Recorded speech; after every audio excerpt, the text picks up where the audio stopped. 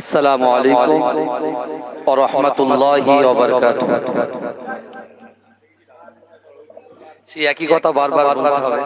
কিসের কথা বলেন তো? বলেন কিসের কথা? মাইকের কথা, তাই না? যে আসছে সে কমপ্লেইন করছে, আমি তো দেখছি। ভাই প্রেসার দেন ভাই, নাহলে হুজুরের প্রেসার কমে যাবে।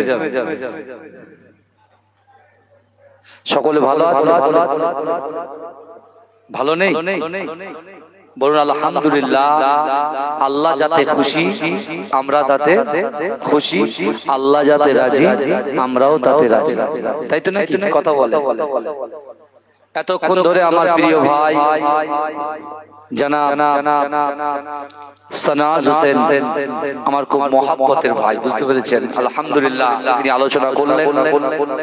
আমি গুনাহগার, মুজাদ্দিদ জামান আমিরের শরিয়াত আলা হযরত দাদা হুজুর পীর কেবলা রাহমাতুল্লাহ আলাইহি তৃতীয় নম্বর খলিফা ফুরফুরা ফাতিহা টাইটেল মাদ্রাসা প্রথম সুপারিনটেন্ডেন্ট আহমদ আলী হামিদ শাহ জালালি রাহমাতুল্লাহ আলাইহির আওলাদ আপনাদের কাছে একটু দোয়া নিতে এসেছি। যারা এদিকে ওদিকে ঘোরাফেরা করছেন, আমি সকলকে করজোরে অনুরোধ করব, বিশ্বাস করুন শুধু পশ্চিম বাংলা নয়, সারা ভারতবর্ষের বুকে আইলা মুহাম্মদ মুস্তাফা সাল্লাল্লাহু আলাইহি ওয়াসাল্লাম কারা বলছেন? মুসলমান ভাইরা, যুবকেরা সবাই একত্রিত ভাবে দলবদ্ধ ভাবে রাস্তায় নেমে পড়েছে, তাই তো? কথা বলেন। তারা বলে আমরা সবকিছু সহ্য করতে পারি, আমার রাসূলুল্লাহর প্রতি কটূক্তি করবে এটা কখনো আমরা সহ্য করতে পারি না। তাই আজকে আমি জানি এই তালদি গ্রামে আমার সামনে পিছনে ডান দিকে বাদিকে অনেক ভাইরা আছেন, অনেক যুবকরা আছেন, আপনারা ঘোরাঘুরি করছেন। আমি তাদেরকে বলছি, যদি সত্যিকারে রাসূলুল্লাহর মহব্বত আপনার অন্তরের ভিতরে, কলিজার ভিতরে থাকে, তাহলে অন্তত পক্ষে 2 ঘন্টা এই জান্নাতের বাগানে আপনাকে সময় দিতে হবে। আর যদি আপনি রাসূলুল্লাহর মহব্বতে এই জান্নাতের বাগানে হাজিরা দিতে পারেন, আসন গ্রহণ করতে পারেন, বিশ্বাস করুন আপনার অন্তরের ভিতরে, মনের ভিতরে যে চিন্তা, যে নিয়ে, যে আকাঙ্ক্ষা, যে আশা, উদ্দেশ্য আল্লাহ পাক রাসূলুল্লাহর মহব্বতে বসার জন্য ওই উদ্দেশ্যকে আল্লাহ পূরণ করে দেবে। জোরে বলুন, ওই নিয়তকে আল্লাহ পূরণ করে দেবে। তাই বিশ্বাস করেন, মৃত্যুর কোনো গ্যারান্টি নেই। গ্যারান্টি আছে বাবাজি? এই কথা বলে মৃত্যুর কোনো গ্যারান্টি নেই। তাই আজকে সেই মৃত্যুর দিকে খেয়াল করে আজকে এই জান্নাতের বাগানে আল্লাহর রাসূলের মহব্বত নিয়ে হাজির হতে হবে।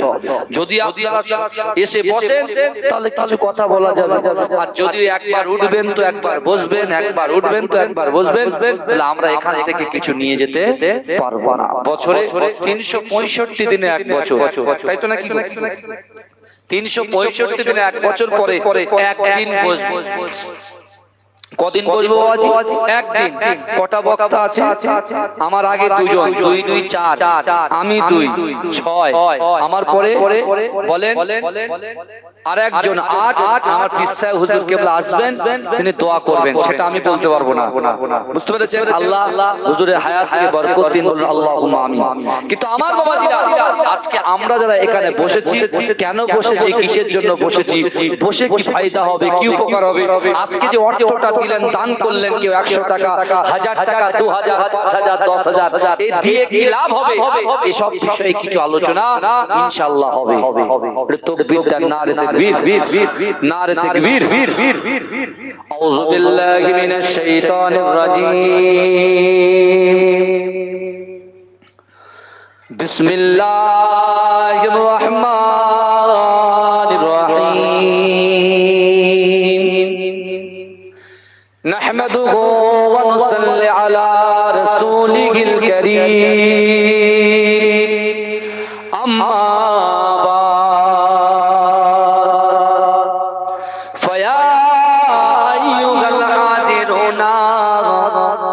رحمنا ورحمكم الله بسم الله الرحمن الرحيم ওয়ালিমান খাফা মাকাম রাব্বিহি জান্নাতান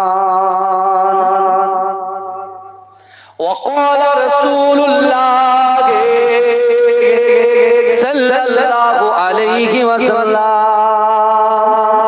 إن الصدق يهدي إلى البر وإن البر يهدي إلى الجنة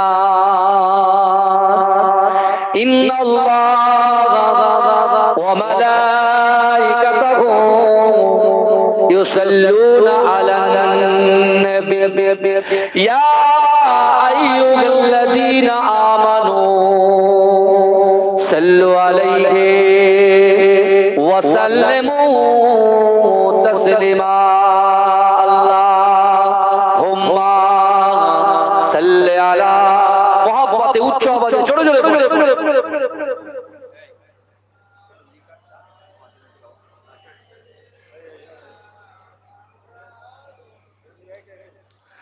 তুমি নূরে আলা নূরুল হুদা নূরে মুহাম্মদ ওই নাম ধরিয়া পড়লে দরুদ লাগে মনে সাত ওই নাম ধরিয়া পড়লে দরুদ লাগে মনে সাত তুমি নূরে আলা নূরুল হুদা নূরে মুহাম্মদ ওই নাম ধরিয়া পড়লে দরুদ লাগে মনে সাত ওই নাম ধরিয়া পড়লে দরুদ লাগে মনে সাত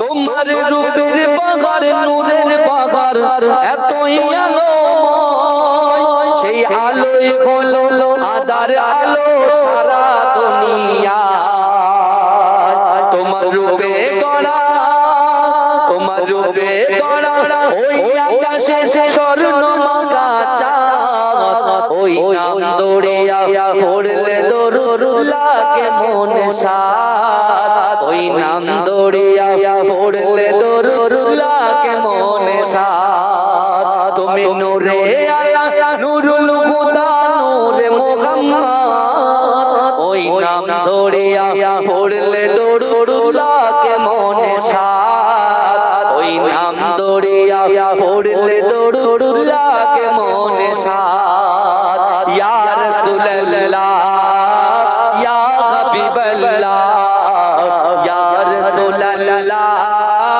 ইয়া হাবিবাল্লাহ ইয়া রাসূলুল্লাহ ইয়া হাবিবাল্লাহ ইয়া হাবিবাল্লাহ ইয়া রাসূলুল্লাহ তোমার নামের দরুদ তুলে তুলে গাইছে নানান ফুল ওমর গুনগুনিয়ে পড়ছে দরুদ মুহাম্মদ রাসূল তোমার নামের দরুদ তুলে তুলে গাইছে নানান ফুল ওমর গুনগুনিয়ে পড়ছে দরুদ মুহাম্মদ রাসূল তোমার নূরের আলো তোমার নূরের আলো চন্দ্র তারা চলছে সারা রাত ওই নাম দরিয়া পড়লে দরুদ লাগে মনে সাত ওই নাম দরিয়া পড়লে দরুদ লাগে মনে সাত আল্লাহ আমি কিন্তু উঠে চলে যাব আমি কিন্তু অন্য লোক যা ছিল আমি কমপ্লেন করেছি এক মিনিট শুনে কোনো কমপ্লেন করেছি আমি যখন বলছি তখন আপনি প্রেসার পাচ্ছেন কি করছেন আমি বুঝতে পারছি না এরকম করবে না আমি কিছু বলিনি কিন্তু আপনার নামে কোনো অভিযোগ নেই আমার হ্যাঁ হ্যাঁ ঠিক করে কোনো অভিযোগ এতগুলো মানুষ বসে আছে ভালো ভালো ভালো ভালো সকলে বলুন সাল্লাল্লাহু আলাইহি ওয়াসাল্লাম নাহমাদুহু ওয়া নুসাল্লি আলা রাসূলিহিল কারীম আম্মা বাদ উপস্থিত আমার সম্মুখে বসে থাকা দিনদার ঈমানদার আল্লাহ ওয়ালা নেককার আমার মুরব্বি বাপেরা চাচা জানেরা আমার প্রাণ প্রিয় যুবক ভাইরা আল্লাহ পাক রব্বুল আলামিনের দরবারে লাখ কোটি শুকরিয়া জ্ঞাপন করি যে আল্লাহ পাক এই পুত পবিত্র দিনে বিশেষ করে এই জান্নাতের বাগানে শুভ সময়ে শুভক্ষণে আমাদেরকে আসন গ্রহণ করিয়েছেন সকলে উচ্চ আওয়াজে বলুন আলহামদুলিল্লাহ তারপর পরে শান্তির দূত সাম্যবাদ সদাচারী ইমামুল হুদা নুরুল আলা নূর নূরে মুজাসসাম সরকারে দো আলম মুফাখখারে মওজুদা ইমাম আম্বিয়া খাতামান নবিয়্যিন হাবিবে লবিবে তবি জনাব মুহাম্মদ মুস্তাফা সাল্লাল্লাহু আলাইহি ওয়াসাল্লামের রওজা মুবারাকে মাজার মুবারাকে কোটি কোটি দরুদ ও সালাম সকলে বলুন সাল্লাল্লাহু আলাইহি ওয়াসাল্লাম। বাবাজি এই মাইকের কথা বলছি বলে একটু বিরক্ত হচ্ছে তাই না? কিছু মনে আমি একটু বলছি, দেখেন রেগুলার আজকে তো একটা দিন আপনারা বসে জলসা শুনছেন, একটু সুবহানাল্লাহ আলহামদুলিল্লাহ তাকবীর আজকে দেবে, ভালো ভালো হ্যাঁ। এরপরে ভোট আসছে, বুঝতে পেরেছেন, যে যে দল করে তার নিজের দলের নিয়ে সে ব্যস্ত থাকবে। আমি ওদিকে যাচ্ছি, আমি ওদিকে যাইও না আর যাবো, বুঝতে পেরেছেন। কিন্তু আমার আমরা এখন রাসূলুল্লাহর দলে বসেছি। কোন দলে বসেছি? রাসূলুল্লাহর দলে বসেছি, বুঝতে পেরেছেন। আপনার রিজিক, আপনার দোকানের উন্নতি, আপনার পরিবারের উন্নতি, আপনার সন্তানের উন্নতি, তাই তো আপনার জিন্দেগি জীবনে চলা ফেরা ওঠা বসা কেমন হবে সবকিছু ঠিক করে রেখেছেন কে বলেন তো? এই কথা বলে আল্লাহ, আল্লাহ ঠিক করে রেখেছেন। তাহলে এখানে আমরা বসেছি আল্লাহকে খুশি করার জন্য। আপনারা বসে নেই বক্তাকে খুশি করার জন্য, আর বক্তাও বসে নেই আপনাদেরকে খুশি করার জন্য। আমাদের উভয়ের নিয়ত হচ্ছে আল্লাহকে খুশি করব, তাই তো নাকি গো? তাহলে আল্লাহকে খুশি করতে আমরা, কিন্তু বলতে গেলে 2 ঘন্টা বলতে হবে। তাহলে বলতে গেলে এটা জিনিসটা যদি ঠিকঠাক ভাবে কমপ্লিট না হয় তাহলে গলাটা বসে যাবে। কারণ 365 দিনে জলসা, প্রত্যেক দিনে তাও একটা দুটো বুঝলেন চলবে। এখন যদি গলাটা বসে যায়, কমিটিরা দাওয়াত করেছে, এসে বলল হুজুর এইটা বলে, হুজুর ওইটা বলে, হুজুর যদি গলা আওয়াজ না বের হয় এরা কি বলবে? হুজুরের আগে পার বলবে, কি বলবে না বলবে। তার জন্য আমরা মাইকওয়ালা ভাইকে এই কথাগুলো বলবো, বুঝতে পেরেছেন? আর কিছু না।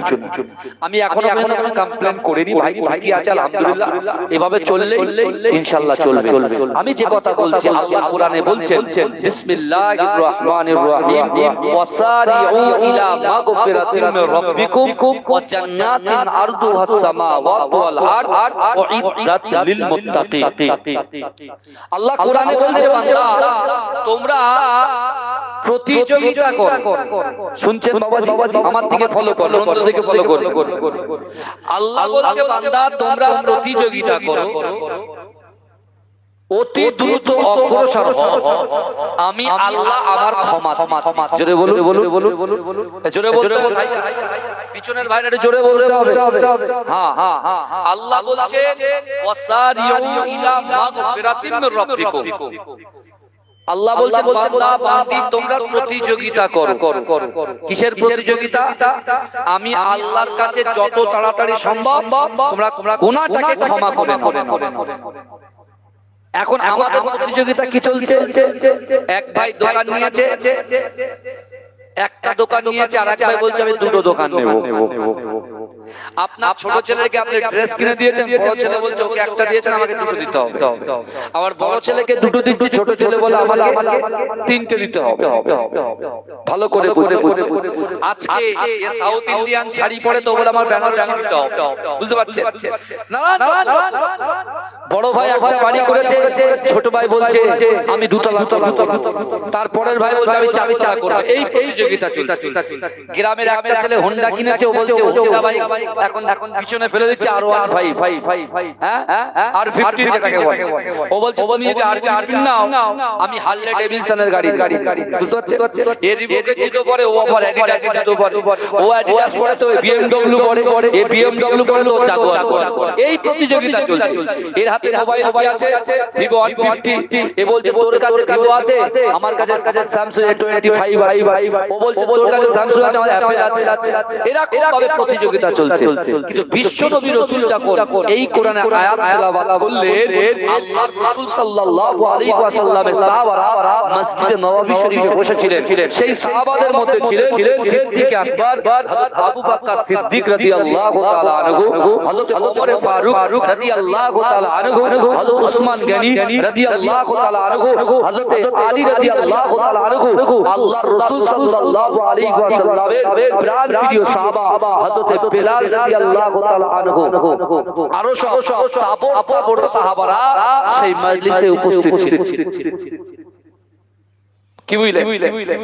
বিশ্ব নবী রাসূল সাল্লাল্লাহু আলাইহি ওয়াসাল্লাম যখন এই কথা বললেন যে তোমরা অতি দ্রুত অগ্রসর হও, আমি আল্লাহ আমার ক্ষমা দিই, তখন হযরতে বেলাল তারা চিন্তা করলেন যে না, আজকে মসজিদে নববী শরীফে আল্লাহর রাসূল সাল্লাল্লাহু আলাইহি ওয়াসাল্লামের পিছনে আমি নামাজ আদায় করব, আমি নামাজ আদায় করার পরে আমি কিন্তু আর বাড়িতে ফিরবো না, কারণ রাসূল বলেছে তোমরা যত তাড়াতাড়ি সম্ভব আল্লাহর ক্ষমার দিকে এসো। আমি আমার জিন্দেগি জীবনের কথা নামাজের মাসাল্লায় বসে আল্লাহর কাছে আমার মনের কথা, অন্তরের কথা, ইবাদত বান্দেগি কোরআন তেলাওয়াতের মাধ্যম দিয়ে আল্লাহকে জানাবো। এই শুনছেন তো ভাই? যাই তো বিশ্ব নবী রাসূলুল্লাহ সাল্লাল্লাহু আলাইহি ওয়াসাল্লাম মদিনার মসজিদে নববী শরীফ থেকে রাসূলুল্লাহ বার যখন বার হচ্ছেন তখন ওয়াক্ত হচ্ছে এশা, এশার নামাজ কমপ্লিট করে আল্লাহ রাসূল বার হয়ে গেলেন। কি বুঝলেন আমার বাবা? এখন বিশ্ব নবী মুস্তাফা জানে রহমান তিনি যখন বার হচ্ছেন, হযরতে বেলাল হুজুর তিনি চিন্তা করছেন যে না, আমি মসজিদ থেকে বার হব না। তিনি বার হলেন না, তিনি কি করলেন? মসজিদে নববী শরীফের একটা কোণায় গিয়ে বসে বসে বসে বসে আল্লাহ পাকের ইবাদতে নিমগ্ন হয়ে গেলেন। জোরে বলুন না সুবহানাল্লাহ। আমার ভাইজানেরা, হে নবী পাকের উম্মত উম্মতিরা, হে নবী দেওয়ানারা, বিশ্ব নবী রাসূলুল্লাহ সাল্লাল্লাহু আলাইহি ওয়াসাল্লামের মুহাব্বতে সাহাবা হযরতে বেলাল রাদিয়াল্লাহু তাআলা আনহু বিশ্ব নবী রাসূলুল্লাহ মুহাব্বতে সাহাবা আল্লাহর কোরআন তেলাওয়াত করে। এ যুবকেরা, কখনো নামাজ আদায় করে, নফল নামাজ আদায় করে। আল্লাহ পাক রব্বুল আলামিনের বান্দা হযরতে বেলাল রাদিয়াল্লাহু তাআলা আনহু মসজিদে নববী শরীফে গভীর রজনীতে নামাজের মাসাল্লা বিছিয়ে দিয়ে আল্লাহর কাছে দুহাত তুলে ফরিয়াদ করে, ওগো রব্বুল আলামিন আল্লাহ, আমি বেলাল আল্লাহর রাসূলকে মুহাব্বত করি, আপনাকে ভয় করি। না না না, আপনি আমার জিন্দেগি জীবনের গুনাহ খাতাগুলোকে maaf করে দেন। জোরে বলে, এটা জোরে বলা যাবে না সুবহানাল্লাহ। এখন বিশ্ব নবী রাসূলুল্লাহ সাহাবা বেলাল, এ বেলালের পাওয়ার কত এ তো আপনারা জানেন।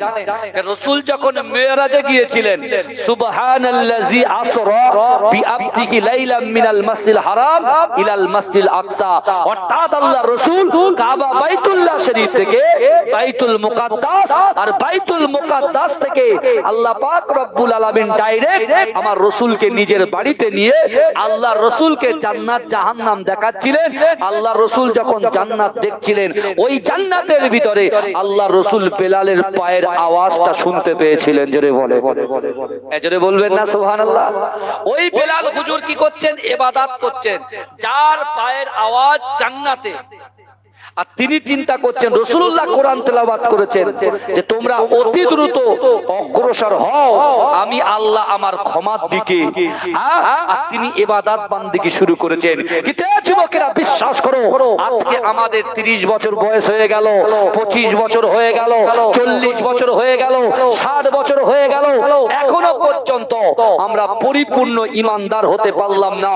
এখনো পর্যন্ত মুখে বলি আল্লাহকে ভয় করি, মুখে বলি রাসূলকে মুহাব্বত করি, মুখে বলি ওই তো আমরা জুম্মার নামাজটা পড়ি, তো সবার শেষে যায় আর সবার আগে পালিয়ে যায়। কিন্তু যুবকেরা বিশ্বাস করো, আজকে যারা মনে করছে जो भी होगा बाद में देखा जाएगा, আমি সেই সকল যুবকদেরকে বলবো আল্লাহর কোরআনকে সামনে রেখে দেখো।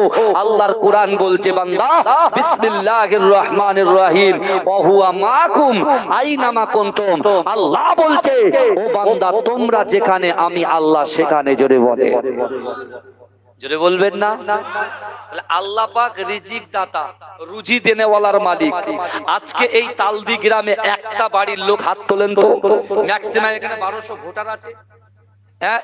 এই বিশেষ করে আপনার এই বুথে 1200 ভোটার আছে।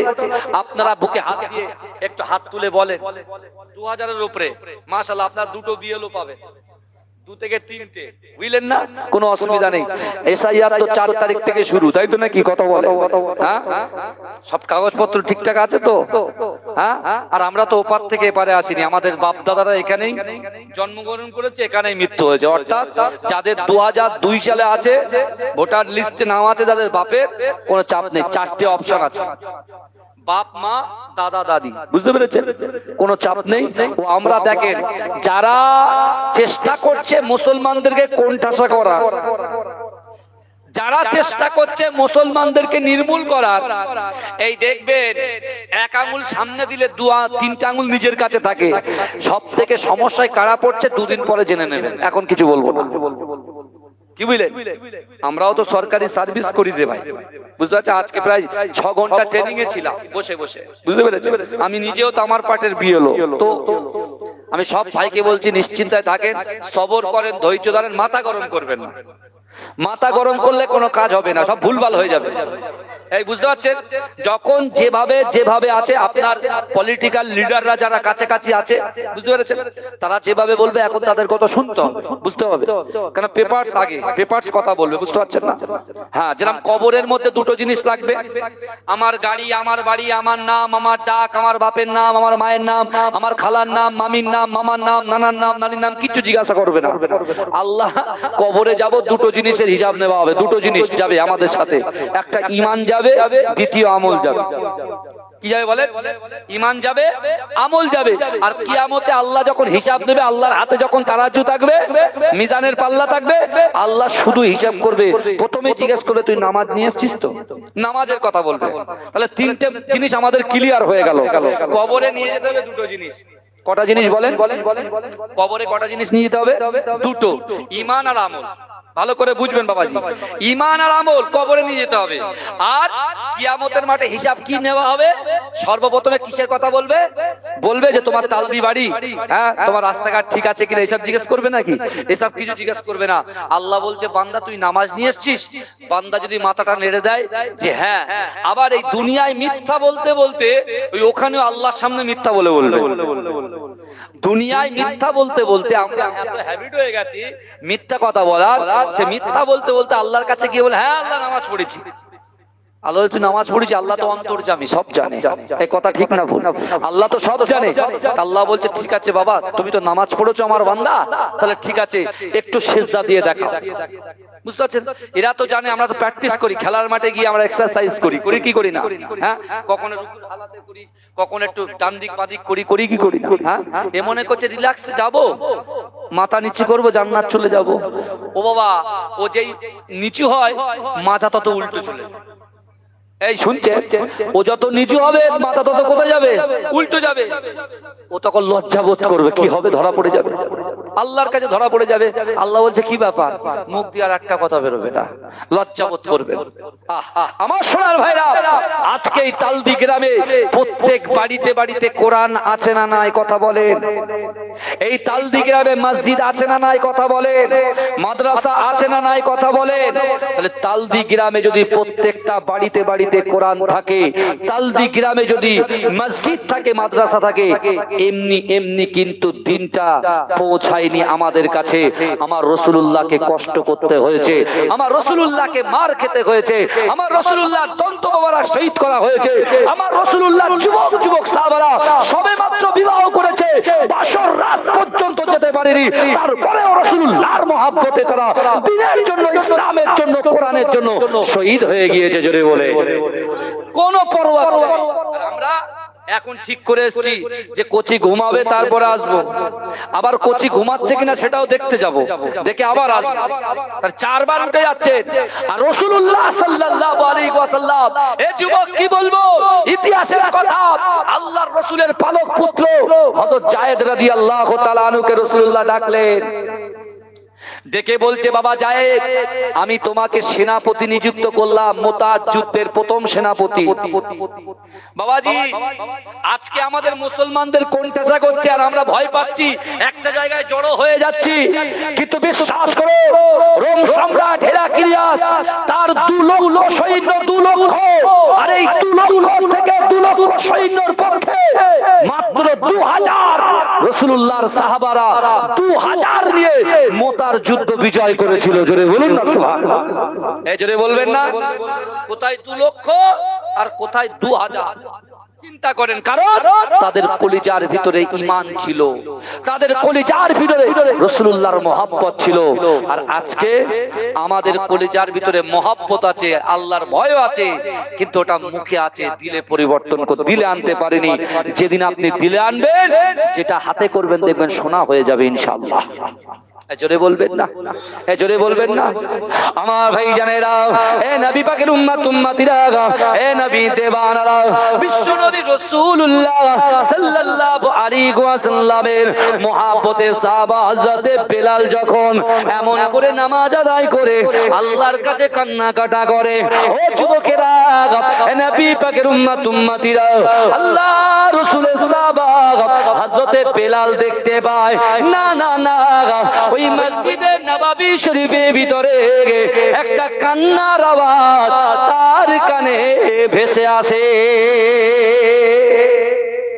উনি কি নিয়ত করেছিলেন? এই শুনছেন তো আমার কথা? উনি কি নিয়ত করেছিলেন? যে রাসূলুল্লাহ যখন কোরআনের আয়াত পড়লেন যে তোমরা অতি দ্রুত অগ্রসর হও, প্রতিযোগিতা করো, আমি আল্লাহ আমার ক্ষমার দিকে, তখন বেলাল হুজুর চিন্তা করছেন সবার আগে আমি ক্ষমা আল্লাহর কাছ থেকে করিয়ে নেব। আর তিনি দেখছেন যে না, ওই দিক থেকে মসজিদে নববীতে ওই রাতের অন্ধকারে একজনের কান্নার আওয়াজ ভেসে ভেসে ভেসে ভেসে ভেসে ভেসে আসছে। উনি গিয়ে তিনি চিন্তা করছেন যে না তো, নিশ্চয়ই কান্নার আওয়াজটা এ তো ওই দিক থেকে আসছে, মানে নিশ্চয়ই মসজিদে নববীর ভিতরে কেউ না কেউ একজন আছে, কেউ না কেউ একজন আছে। এ যুবকেরা, বিশ্বনবীর সাহাবা হযরতে বেলাল হুজুর আস্তে আস্তে আস্তে আস্তে আস্তে আস্তে করে হেঁটে হেঁটে হেঁটে হেঁটে হেঁটে হেঁটে গিয়ে ওই জায়গায় দেখছেন যে আল্লাহর রাসূলের আরেকজন মহব্বতের সাহাবা তিনি অঝর নয়নে ক্রন্দনরত অবস্থায় আছে। জোরে বলুন না সুবহানাল্লাহ। এই জোরে বলবেন না? জোরে বলবেন না? কি বলছে, কি ব্যাপার? এ আল্লাহর রাসূলের সাহাবা, আপনি এখানে কেন? বলছে আপনি এখানে, বলছে আপনি শোনেননি রাসূলুল্লাহ ইশার নামাজে কি বলেছে? তা আমি আমার নিজের গুনাহটাকে, আমি আমার নিজেকে ক্ষমা চাইতে এসেছি আল্লাহর কাছে। বলছে আপনিও যেরকম ক্ষমা চাইতে এসেছেন আর আমিও ক্ষমা চাইতে এসেছি। জোরে বলুন না সুবহানাল্লাহ। এই জোরে বলা যাবে না? তা আল্লাহর রাসূলের সাহাবা হযরতে বেলাল বলছে শোনেন না, তাহলে আমাদের দুজনার চাওয়া, আমাদের দুজনার নিয়ত, আমাদের দুজনার আশা, আমাদের দুজনার আকাঙ্ক্ষা দুজনারই সেম। অর্থাৎ এক কাজ করি, তাহলে আপনি দোয়া চান, আপনি দোয়া চান, আমি আমিন আমিন করি, আর আমি দোয়া চাইবো, আপনি আমিন আমিন করবে। জোরে বলুন না সুবহানাল্লাহ। কত সুন্দর কথা, কত সুন্দর কথা। চিন্তা করে হযরত বেলাল হুজুর বলছে প্রথমে আপনি দোয়া চাইবেন, যে সাহাবাটা ছিলেন ওই সাহাবাকে বলছেন আপনি দোয়া চাইবেন, আমি পিছন থেকে আমিন আমিন করব। আর আপনার দোয়া চাওয়াটা যখন কমপ্লিট হয়ে যাবে তখন আমি দোয়া চাইবো, আপনি আমিন আমিন করবেন। এই শুনছেন? তা আল্লাহর রাসূলের সাহাবা হযরত আবু সাঈদ খুদরি আর আল্লাহর রাসূলের সাহাবা বিশেষ করে তিনি যখন এই কথা, এই প্রস্তাবটা যখন বেলাল হুজুর দিলেন, তিনি মেনে নিলেন। মেনে নিয়ে বললেন ঠিক আছে বেলাল, আপনি দোয়া চান, আমি আমিন আমিন করি। আমার ভাই জানেরা, এ নবী পাকের উম্মত উম্মতিরা, এ নবী দেওয়ানারা, বিশ্ব নবী রাসূলুল্লাহর মহব্বতের সাহাবা হযরত বেলাল রাদিয়াল্লাহু তাআলা আনহু দুহাত উত্তোলন করে মনের যা ইচ্ছা ছিল, আশা ছিল, আকাঙ্ক্ষা ছিল, পুরো দোয়াটা আল্লাহর দরবারে তিনি বলতে শুরু করলেন। এ যুবকেরা, এ নবী পাকের উম্মত উম্মতিরা, একটু ভালো করে চিন্তা করো, দোয়া মানুষ মানুষের তাকদীর পরিবর্তন করে দেয়। ও যুবকেরা মায়েরা, বিশ্ব নবী রাসূলুল্লাহ সাল্লাল্লাহু আলাইহি ওয়াসাল্লাম আজ থেকে ১৫০০ বছর আগে কাবা বাইতুল্লাহ শরীফে আল্লাহ রাসূল যখন কোরআন তিলাওয়াত করছিল, ওই কোরআন শুনে আল্লাহ রাসূলের হাতে হাত দিয়ে কলেমা পড়ে হযরত আবু বকর হুজুর হাতে হাত দিয়ে কলেমা পড়ে মুসলমান হয়েছিলেন। ও যুবকেরা, আল্লাহ রাসূল আবু বকরকে বলেছিল, ও বাবা আবু বকর, আমি রাসূলুল্লাহ তোমাদেরকে জানিয়ে দিলাম, না না না, আল্লাহর কোরআন থেকে 3টে আমল দিয়ে যাব। এই আল্লাহর কোরআন থেকে যারা এই 3টে আমলকে মেনে নেবে, 3টে আমলকে যারা অ্যাকসেপ্ট করবে, আমি রাসূলুল্লাহ জানিয়ে দিলাম, আমি জবান থেকে যে কথা বলি আসমানের উপরে ওই কথাটাকে আমার আল্লাহ কবুল করে নেয়। ও আমার সাহাবারা শোনো শোনো, আমি রাসূলুল্লাহ তোমাদেরকে জানিয়ে দিলাম, এই 3টে কোরআনের আয়াত আমি তোমাদের কাছে তেলাওয়াত করে দেব, তোমাদের কাছে শুনিয়ে দেব। আর এই 3টে আয়াতকে যারা আমল করবে, দুনিয়ার জমিনে এক প্রান্ত থেকে অপর প্রান্ত পর্যন্ত আমার যত উম্মতি আছে, তার দ্বারাই যেটা অসম্ভব, আপনার দ্বারাই যেটা অসম্ভব, আমার দ্বারাই যেটা অসম্ভব, আমাদের দ্বারাই যেটা অসম্ভব, এই অসম্ভবকে আমার আল্লাহ পাক সম্ভব করে দেবে।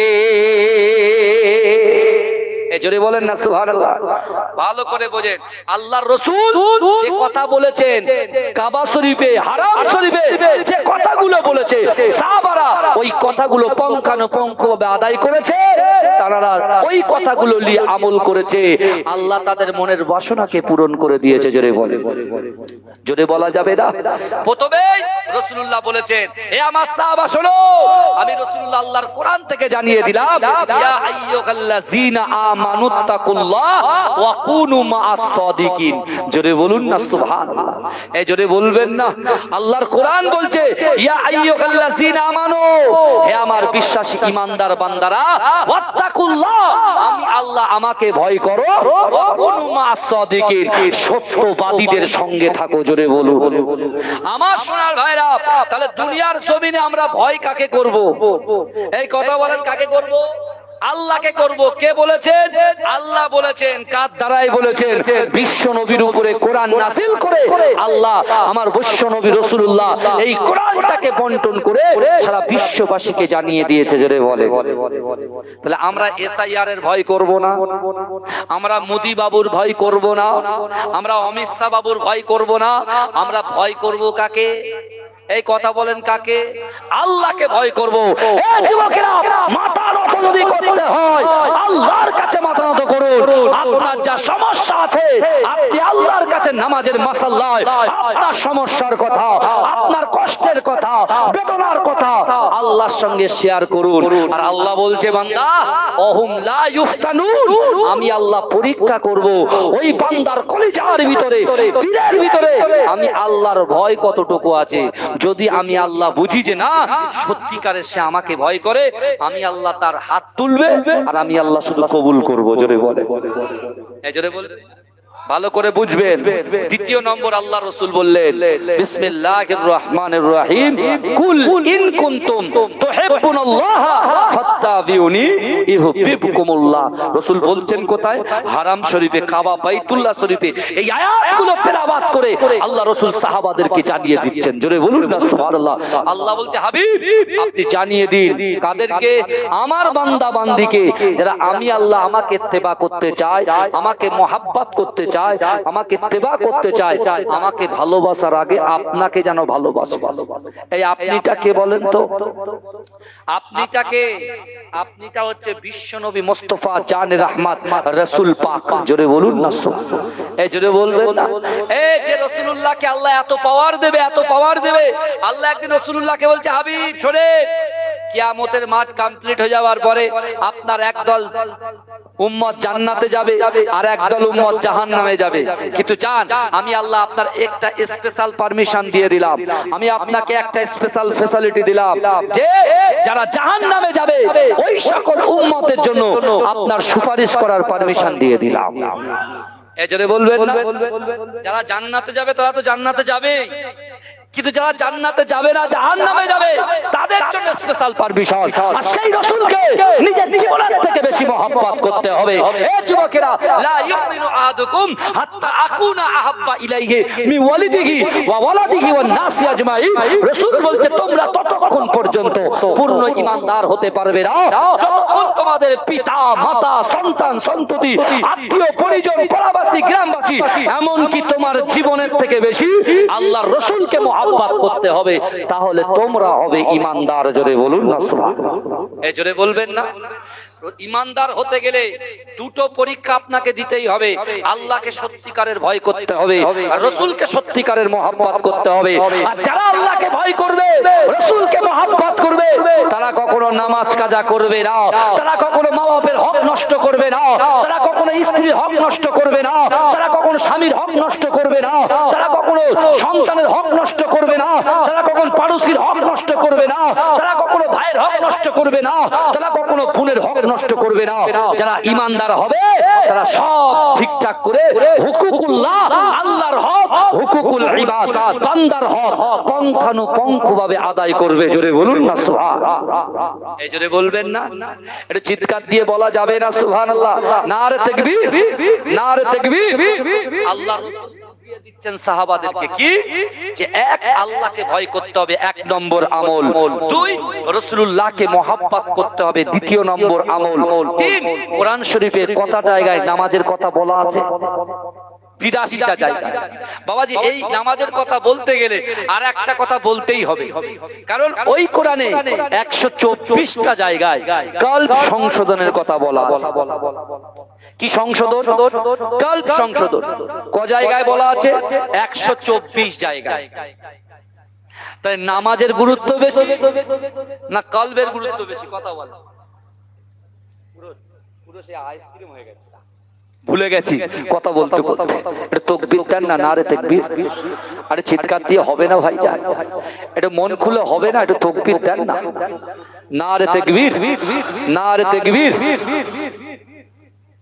ইয়া নবী মুহাম্মদ, ইয়া রাসূল মুহাম্মদ, তুমি মোর সাফায়াত, তুমি মোর সাফায়াত, তুমি মোর সাফায়াত, তুমি মোর সাফায়াত। পেলে দিদার একটিবার তোমাকে খোদার কসম, কলিজা খুন দিয়ে তখন ধোয়াবো তোমার কদম।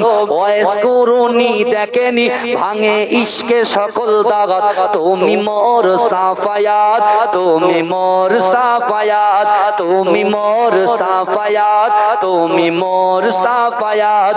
কোরআন দেখ 101, আল কোরআনে নবীর নাম দুটি কম, আল্লাহর নাম 99 গিয়ে থাম। কুসুম বিগিন দেখো ডিম, এর পাবে না কোনো স্বাদ। তুমি মোর সাফায়াত, তুমি মোর সাফায়াত, তুমি মোর সাফায়াত, তুমি মোর সাফায়াত। পেলে দিদার একটিবার তোমাকে খোদার কসম, কলিজা খুন দিয়ে তখন ধোয়াবো তোমার কদম। ওয়াইস কুরুনি দেখেনি ভাঙে ইশকে সকল দাগাত, তুমি মোর সাফায়াত, তুমি মোর সাফায়াত। কোরআন দেখ 101, আল কোরআনে নবীর নাম দুটি কম, আল্লাহর নাম 99 গিয়ে থাম। কুসুম বিগিন দেখো ডিম, এর পাবে না কোনো স্বাদ। তুমি মোর সাফায়াত, তুমি মোর সাফায়াত, তুমি মোর সাফায়াত, তুমি মোর সাফায়াত। আল্লাহুম্মা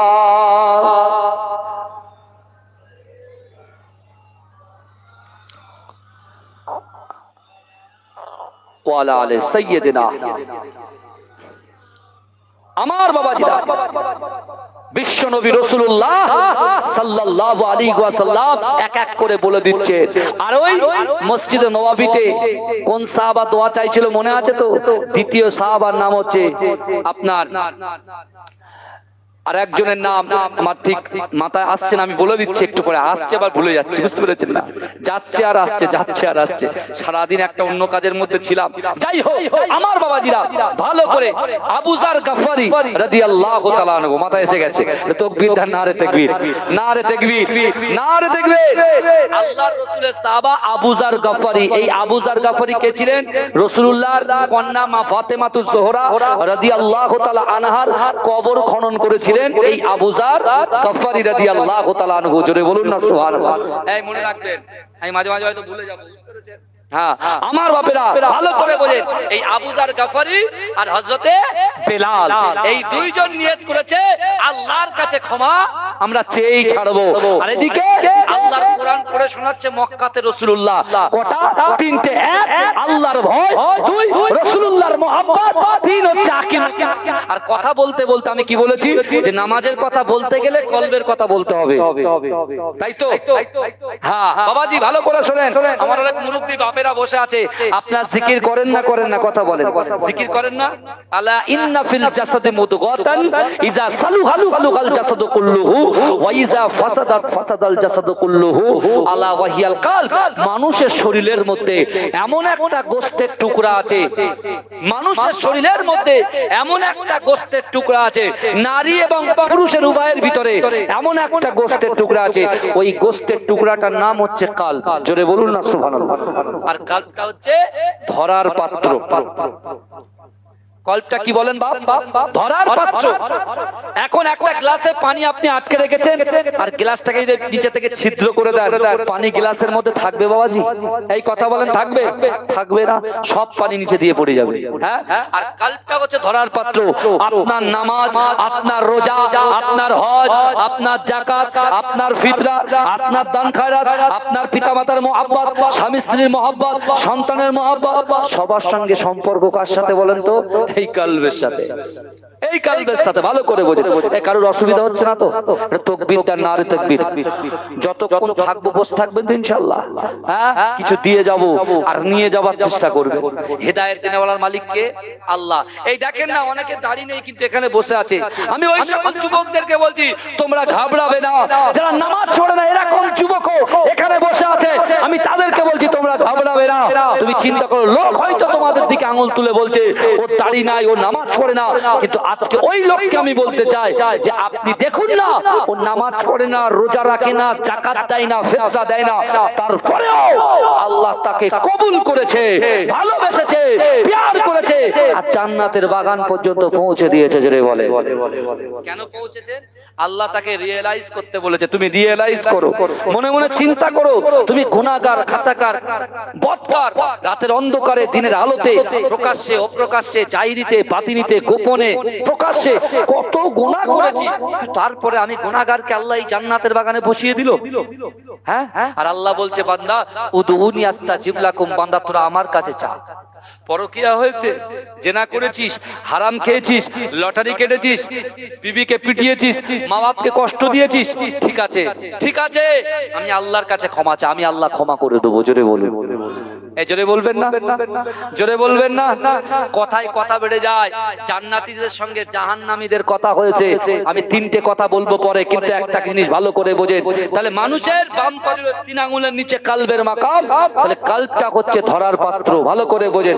আল্লাহর রাসূল যখন এই কথাগুলো বলেছিলেন, সাহাবারা মন দিয়ে শুনেছিলেন। আর আল্লাহর রাসূলের বিলাল আল্লাহর কাছে দোয়া চাইছে। কি দোয়া চাইছে?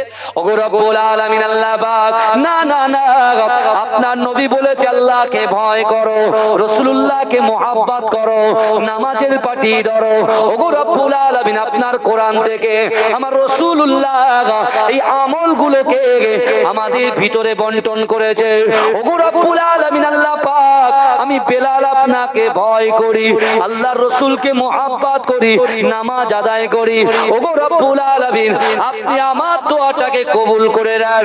পিছন থেকে আল্লাহর রাসূলের সাহাবা আমিন আমিন আমিন আমিন বলতে লাগলে। কে আমিন?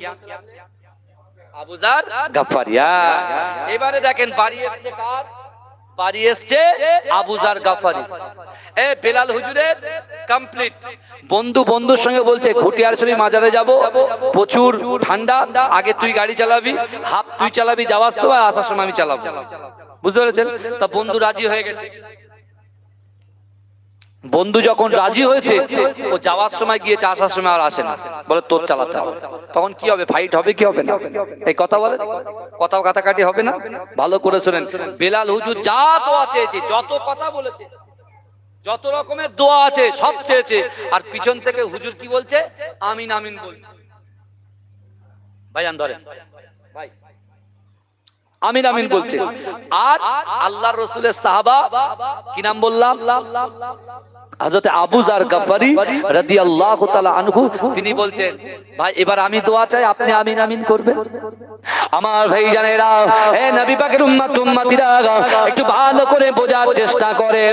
আবু যার গাফারি রাদিয়াল্লাহু তাআলা আনহু এমন করে দুহাত উত্তোলন করে চোখ দিয়ে ঝরঝর করে পানি পড়ে, ওই সময় আল্লাহকে বলে, আল্লাহ না না না, আপনি আমাকে ক্ষমা করে দিন, আমার পিতামাতাকে ক্ষমা করে দিন, ওগো রব্বুল আলামিন আল্লাহ পাক আমার জিন্দেগি জীবনের গুনাহ খাতাগুলোকে ক্ষমা করে দিন। পিছন থেকে বেলাল হুজুর আমিন আমিন বলে, কিন্তু না না না না না, আবু যার গাফারি হুজুর দোয়া চাইতে চাইতে একটা জায়গায় বলে ফেললেন, ওগো রব্বুল আলামিন আল্লাহ, কাল কিয়ামতের মাঠেতে, কাল হাসরের মাঠেতে বাপ বেটাকে চিনতে পারবে না, স্বামী স্ত্রীকে চিনতে পারবে না, স্ত্রী স্বামীকে চিনতে পারবে না, কেউ কাউকে চিনতে পারবে না, বন্ধু বন্ধুকে চিনতে পারবে না। সেই কাল কিয়ামতের মাঠের দিনেতে আমি আবু যার গাফারি রাদিয়াল্লাহু তাআলা আনহুকে আল্লাহ রাসূলের পাশে আমাকে দাঁড় করিয়ে দেবে। এ যুবকেরা, এ নবী পাকের উম্মতিরা, আবু যার গাফারি যখন দোয়া চায়, বেলাল হুজুর আমিন বললেন না, আবার আবু যার গাফারি আবার রিপিট করে বললেন, ওগো রব্বুল আলামিন আল্লাহ পাক কাল কিয়ামতের মাঠেতে, কাল হাসরের মাঠেতে আমি আবু যার গাফারিকে আমার রাসূলুল্লাহর পাশে দাঁড় করিয়ে দেবেন। বেলাল হুজুর আমিন বললেন না, আবার তৃতীয়বার কথাটা রিপিট করলেন, আবার তিনি আমিন বললেন না। আবু যার হুজুর দোয়া ছেড়ে দিয়ে বেলাল হুজুরকে বলছে, ও বাবা বেলাল, কি ব্যাপার? তুমি মন থেকে যা দোয়া চেয়েছো আমি সব কিছুতে আমিন আমিন বলেছি। আমি আবু যার গাফারি, আমি যখন এই দোয়াটা চাইছি, তুমি কেন আমিন বলছো না? এ যুবকেরা, এ নবী পাকের উম্মতিরা, এক মাস রোজা করে মনে করি অনেক বড় ইমানদার হয়ে গেছি, জুম্মার দিনে নামাজটা পড়ে মনে করি অনেক বড় ইমানদার হয়ে গেছি, বছরে একটা দিন সবে বেলাতে রাতের বেলা কোরআন তেলাওয়াত করে মনে করেন মুমিন হয়ে গেছি। একটু ভালো করে বোঝার চেষ্টা করো, সবে বরাত সবে কদরের রাতে একটু কোরআন তেলাওয়াত করলেন, নামাজ আদায় করলেন, নফল ইবাদত করলেন, আর আপনি ওটাকে নিয়ে সারাটা বছর বসে বসে কাটিয়ে দিলেন, আর মনে মনে ভাবছেন রাসূল আমাকে মহব্বত করে, আমি রাসূলকে মহব্বত করি, আমি আল্লাহকে ভয় করি। কিন্তু যুবকেরা, আল্লাহর রাসূলের সাহাবাদের ভিতর থেকে আল্লাহর রাসূলুল্লাহ বলেছিলেন, আল্লাহ রাসূল বলেছিলেন, আসহাবিকাল নুজুম, আমার এক একটা সাহাবা হচ্ছে নক্ষত্র স্বরূপ, যে যারকে ফলো করবে তার সাথে তার আসর নাসর হয়ে যাবে। এ যুবকেরা, হে নবী পাকের উম্মতিরা, সেই সাহাবাদের থেকে আমাদেরকে শিক্ষা নিতে হবে। আমরা যারা বছরে একটা বার নামাজ আদায় করি, বছরে দুটো বার নামাজ আদায় করি, যারা আমরা বছরে একবারও কোরআন তেলাওয়াত করি না, শুধুমাত্র 500 টাকা, 1000 টাকা, 2000 টাকা দান করে বলি ইমানদার হয়ে গেছি, না না না, আপনি ভালো করে বোঝার চেষ্টা করেন যে আবু যার গাফারি আল্লাহর রাসূলের পিছনে নামাজ আদায় করত, যে বেলাল আল্লাহর রাসূলের পিছনে নামাজ আদায় করত, 5 ওয়াক্ত নামাজে আজান দিত, as-সালাতু খায়রুম মিনান নাওম, ঘুম থেকে নামাজ উঠতো, ওই বেলাল হুজুর কাঁদে। এ যুবকেরা, আবু যার গাফারি আবার বেলালকে বললেন, ও বেলাল তুমি বলো, আমি যখন বলছি রাসূলুল্লাহর পাশে ওগো রব্বুল আলামিন আমাকে দাঁড় দাঁড় করিয়ে দেবে, কিন্তু আপনি আমিন বলছেন না। বিলাল হুজুর বলল, হে আবু যার গফারি, তোমার জিন্দেগি জীবনে তুমি কি এমন আমল করেছো, কি এমন আমল করেছো, কি এমন ইবাদত করেছো, কি এমন বান্দেগি করেছো যে আল্লাহ রাসূলের পাশে তুমি দাঁড়াবে? না না না, আমি আমিন বলতে পারবো না। দেখে চিন্তা করে, আমি মনে করছি কোটোই টং করে একটা টাকা ফেলে দিলাম, জুম্মার দিনে বিশাল দানি হয়ে গেলাম। কিছু মনে করবেন না বাবা, এসব কথাগুলো শোনার দরকার আছে না নাই? কথা সাহাবাদের থেকে শিক্ষা নেন। আরে আপনি খেয়ে এসছেন আপনার মেয়ের জন্য, আপনার সন্তানের জন্য, আপনার পুত্রের জন্য, আপনি ব্যাংক ব্যালেন্স অর্থ সম্পত্তি সব রেখে যাচ্ছেন, কারণ আপনার উপরে হজ ফরজ হয়ে গেছে। আপনি বলছেন না না না না না, আমাকে বড় ছেলের বিয়ে দেবো, মেজো ছেলের বিয়ে দেবো, ছোট ছেলের বিয়ে দেবো, মেয়েটাকে বিয়ে দিয়ে তারপর। এখন বাবু আপনার বয়স কত হয়ে গেছে বলে? 50 বছর বয়স হয়ে গেছে। তাহলে আপনার 50 যদি হয়, ছেলের কত? 20 বছর বয়স। 20 বছর বয়সে আপনার ছেলেকে আপনি বিয়ে দেবেন? বিয়েটা ম্যাক্সিমাম 5 বছর 6 বছর সেটা এস্টাবলিশ হবে, তারপর দেবেন। আর মেয়ের বাপেরাও খুব চালাক হয়ে গেছে, এখন বাপের কথা চলবে না, বাপ কত কি রেখে গেছে ওসব দেখে না বাপ মারা। এখন দেখে ছেলে কি করে, আমি যে আমার মেয়েটাকে ছেলের হাতে দেবো, ছেলে কি কর্মী কিনা, বুঝতে পারছেন না? ছেলেটা নিজের পায়ে দাঁড়াচ্ছে কিনা। ও বাপের নাম করে মায়ের নাম করে অনেক হয়েছে, আর যেটা হয়েছে সেটা সর্বনাশ হয়েছে, বুঝতে পারছেন না? তার বাপ মা কষ্ট করে মেয়েকে মানুষ করেছে, হ্যাঁ মেয়েকে মানুষ করেছে, সন্তানকে মানুষ করেছে, তাহলে সেই সন্তানকে একটা মেয়ে নিয়ে আসবে, একটা মেয়ের একটা ছেলের হাতে একটা মেয়েকে তুলে দেবে, আর সেই ছেলের হাতে দেবে, তাহলে বাপ মা বুঝে সুঝে দেবে না? কথা বলেন, হ্যাঁ? একটু বিয়ে শাদীর ব্যাপারে একটু হিসেব করে চলবেন বাপ, বুঝতে পেরেছেন? ছেলে মেয়ে বদমাইশি করবে, আপনি বলছেন মেয়ে বদমাইশি করছে বলে তাড়াতাড়ি দেবে, এই তাড়াহুড়ো করতে গিয়ে সব সর্বনাশ হয়ে যাবে, এটা মাথায় রাখবেন। কিন্তু আমার বাবাজিরা, যে কথা আমি বলছিলাম, বিশ্বনবী রাসূলুল্লাহর মহব্বতের দুইজন সাহাবা কথা কাটাকাটি লিপ্ত হয়ে গেছে কোথায়? মসজিদে নববীর ভিতরে। কিন্তু আমার ভাই জানেরা, হে নবী পাকের উম্মত উম্মতিরা, আমার আল্লাহ পাক রব্বুল আলামিন পবিত্র কালামুল্লাহ শরীফের ভিতরে পরিষ্কারভাবে জানিয়ে দিয়েছে, ও বান্দা, ইন্না রাব্বাকা লাবিল মিরসাদ। আমার আল্লাহ বলে, বান্দা, নিশ্চয় আমি আল্লাহ আমার বান্দা বান্দীদের দিকে সতর্ক দৃষ্টি রাখি। যেটা বলবেন না, আল্লাহ বলছে আমি দেখি কাদের দিকে? বান্দা বান্দির দিকে। এই আজকে তাল দিতে আপনারা এতগুলো মানুষ বসে আছে, আল্লাহ আপনাদের দিকে দেখছেন। আল্লাহ খুশি হচ্ছেন না বেজার হচ্ছেন? আল্লাহ খুশি হচ্ছেন, বিশ্বাস করেন। আর আল্লাহর কিছু ফোর্স আমাদের পাশে বসে আছে। আমরা চোর পড়েছি, একে চন্দ্র, দুয়ে পক্ষ, তিনে নেত্র। তিনে নেত্র মানে হচ্ছে তিনটি চোখ, দুটো চোখ আছে বাহ্যিক, অন্তরের চোখটা তো কয়লা পড়ে গেছে, কয়লা পড়ে গেছে। আয়নাতে আলকাতরা লাগালে কি হয়ে যায়? মুখ দেখা যায়? এই কথা বলেন, দেখা যায়? নামাজ পড়িনি, রোজা রাখিনি, গালাত গালাত পিকচার, ভিডিও কল, বাজে কাজ, মন্দ কাজ, সব কাজে লিপ্ত হয়ে হয়ে একেবারে সে মাছের একের উপরে একটা আঁশ আর একটার উপরে আর একটা আঁশ যেভাবে জর্জরিত, আমাদের সেই কালবের চোখ সব অন্ধ হয়ে গেছে। সব কচুর পাতার মতো পানি পড়লে স্লিপ খেয়ে বেরিয়ে যাচ্ছে।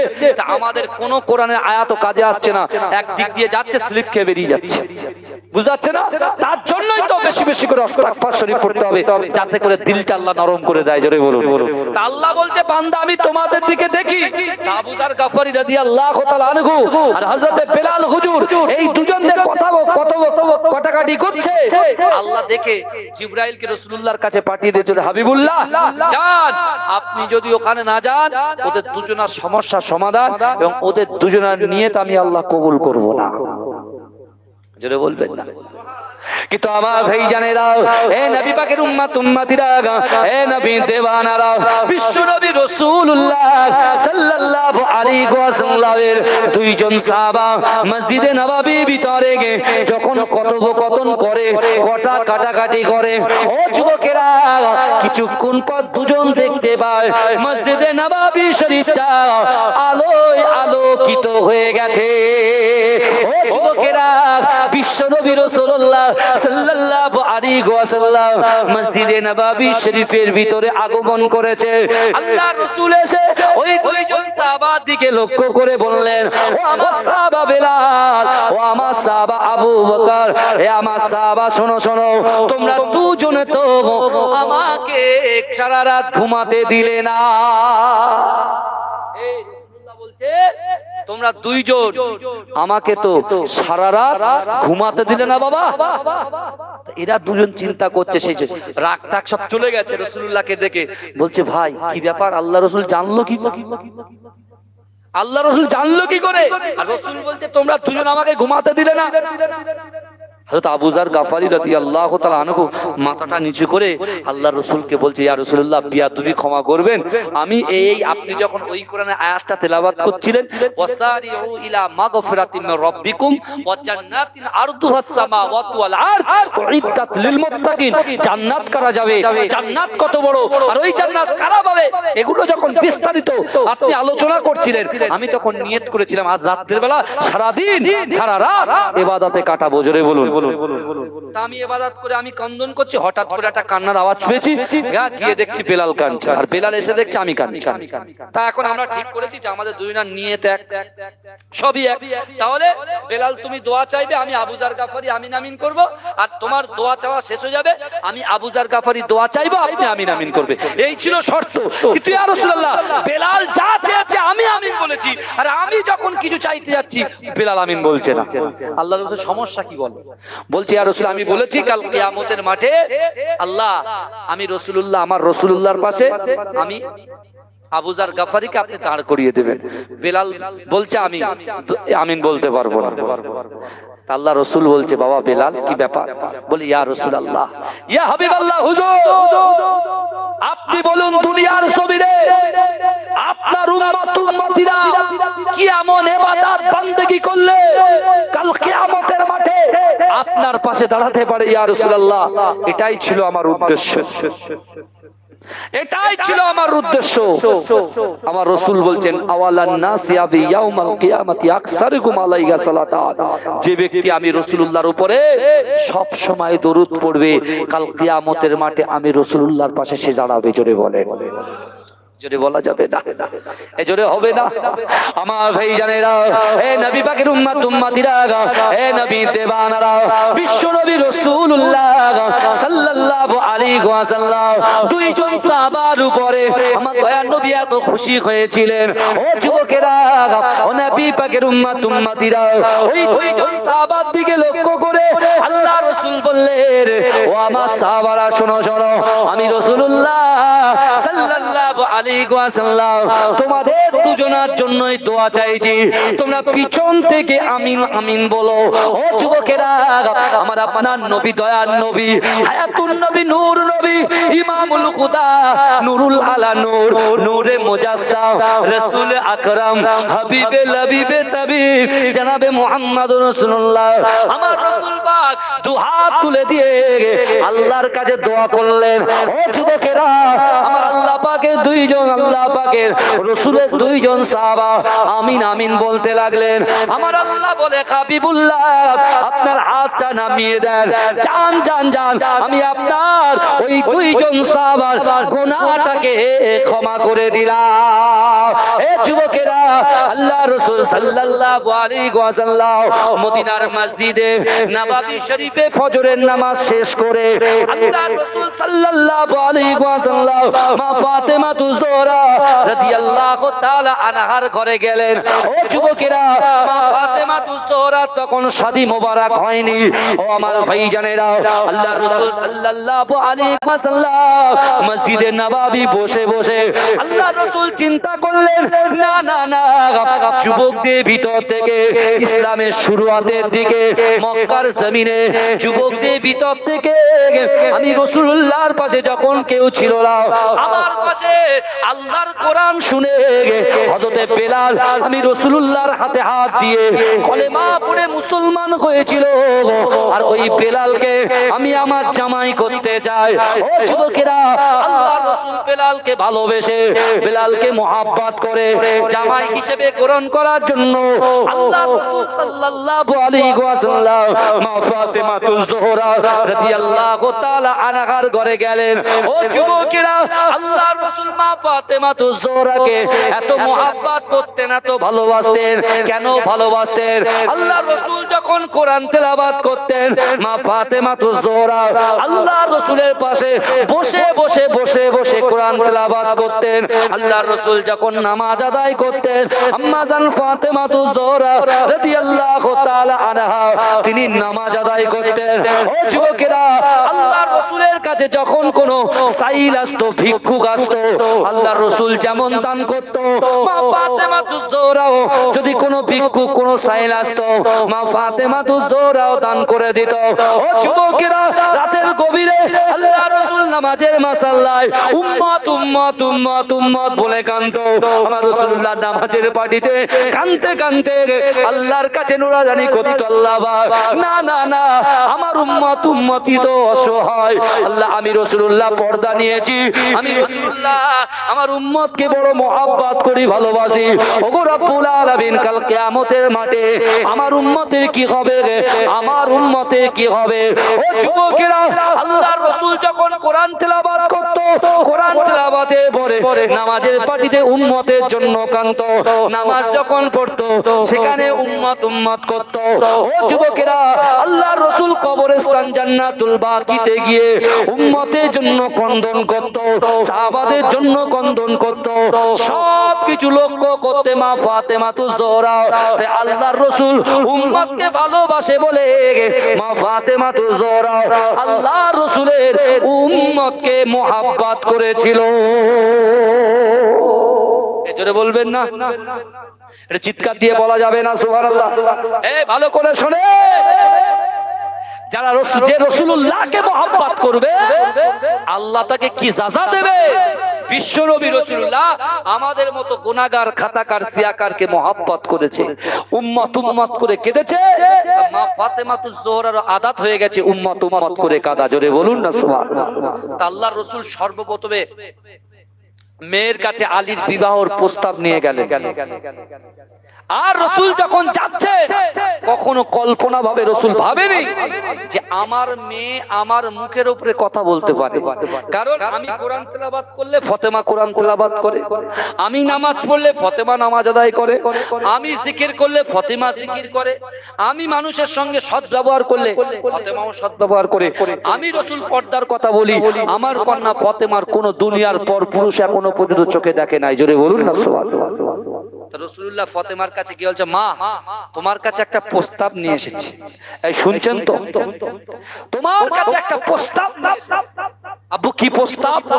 এই আমরা তো নিজে বাঁচি তা বাপের নাম বলি না, বলে আগে নিজে বাঁচি তারপর পর। আগে আমার ছেলে বাঁচুক, মেয়ে বাঁচুক, বউ বাঁচুক, মা বাপ বাঁচুক, তারপরে যা হবে খালা ফালা ফুপা হ্যান তাদের কথা ভাববো। আমার রাসূল কিন্তু ফাতেমার কথা চিন্তা করলেন না, হাসানের কথা চিন্তা করলেন না, হোসাইনের কথা চিন্তা করলেন না, সাহাবাদের কথা চিন্তা করলেন না, উম্মতে মুহাম্মাদীদের কথা চিন্তা করলেন। জোরে বলুন না সুবহানাল্লাহ। তাই রাসূল কাঁদতে কাঁদতে বলেছিল যে আমি আমার উম্মতের জন্য নয়, সাহাবাদের জন্য সবকিছু সহ্য করতে পারি, কিন্তু আমার উম্মত জাহান্নামে যাবে আমি রাসূল সহ্য করতে পারি না। জোরে বলে কত আমাদের জন্য মহব্বত আল্লাহর রাসূল। আজও মদিনা শরীফ এখান থেকে ৪৫০০ কিলোমিটার দূরে আল্লাহর রাসূল আমাদের জন্য এখনো কাঁদছেন, কিন্তু আমরা কি করছি? দুনিয়াদারিতে মেতে আছি, কোন পরিবর্তন। ওয়াজ শুনছি, আজকে কান দিয়ে শুনছি, একটু ভালো লাগছে, আবার পরে করে ভুলে যাব। যেই তাস পেটাই সেই তাস পেটাই, যে বাজে কাজ করি সেই বাজে কাজ, যে গালাত গালাত পিকচার দেখি তো গালাত গালাত পিকচার। কিন্তু আপনি দেখতে পাচ্ছেন এখন সোশ্যাল মিডিয়ায় দেখা যাচ্ছে বড় বড় এ পড়ছে শিলাবৃষ্টি, বড় বড় এরকম 20 কেজি ওজনের এ পড়ছে, কি বল না ভাই, বরফ পড়ছে, বরফ শিল শিল শিল পড়ছে। এগুলো কি বলেন তো? বলে এগুলো আমরা দূর থেকে দেখে আনন্দ পাচ্ছি যে দুমদাম পড়ছে, গাড়ির কাঁচ ভেঙে যাচ্ছে, গাড়ির মুখ বেঁকে যাচ্ছে। হ্যাঁ, আল্লাহ যখন বান্দার উপরে গুসা হয়, রাগান্বিত হয়, আল্লাহ 4টে আযাব দুনিয়ায় প্রেরণ করে। কটা আযাব বলেন? চারটে। আমার সোনার ভাইরা চিন্তা করে, চারটে আযাব দুনিয়া আসবে যদি আমরা নামাজ না পড়ি, রোজা না করি, যাকাত না দিই। যাদের উপরে যাকাত ফরজ হয়েছে ওরা যাকাত না দিয়ে শুধু সোনা বাড়াচ্ছে, কেজি কেজি সোনা। কিয়ামতের মাঠে বলবে, আল্লাহ বলবে এই এদিকে আয়, যাক সোনাগুলো নিয়ে আয়। সোনা বিক্রি করে জমি কিনেছে, যাকাতের মাল। এই শুনছে, যাকাতের মাল। আর গিয়ে পুরো সারা মার্কেটে ঘুরে দেখে দেখে দেখবে যে যাকাতের শাড়ি কোথায় পাওয়া যায়।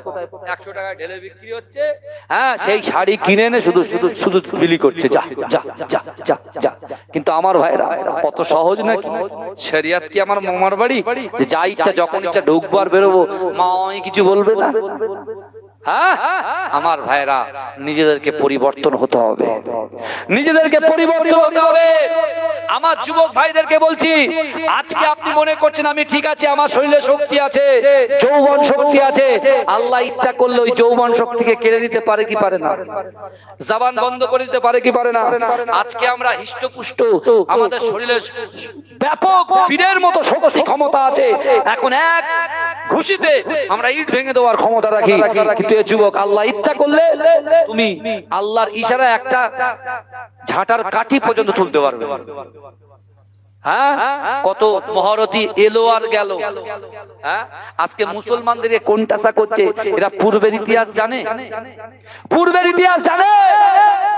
এ যুবকেরা শোনো, আজকে ওয়াকফ সম্পত্তিকে পাপের সম্পত্তি করার জন্য, তারা লুণ্ঠন করার জন্য তারা একটা আইন পাস করে দিচ্ছে।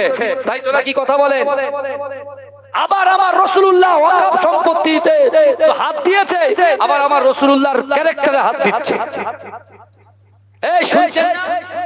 একজন, আরে ওই কোথায়, ওইদিকে বাড়ি নৈহাটির দিকে, কি একটা ষাঁড় মতো দেখতে, কি সিং, সে আমার আল্লাহর নামে উল্টো পাল্টা কথা বলছে। জোরে বলুন না নাউজুবিল্লাহ। এই কথা ঠিক বলছি না ভুল বলছি? আরে সিংহ, সিং, সিং। হ্যাঁ, ভয় করছেন নাকি? হ্যাঁ, অত সহজ, অত সহজ। আল্লাহ সব কিছু পরীক্ষা করবে।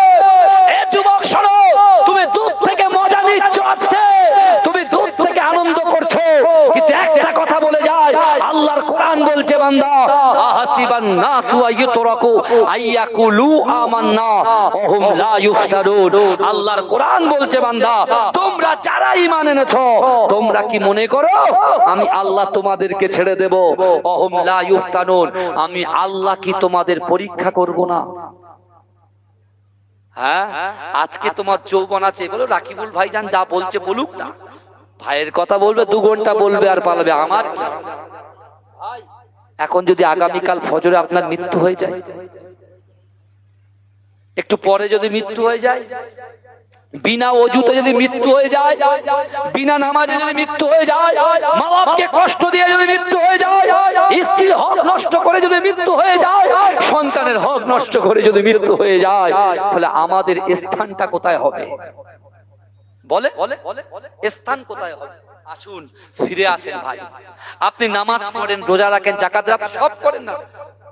আরে পলিটিক্স করা তো এটা গণতান্ত্রিক, আপনার ভারতবর্ষে এটা গণতান্ত্রিক আপনার বিষয়, ওটা আপনি নিচে যা ইচ্ছা তাই করতে পারেন, ওটা ম্যাটার নয়।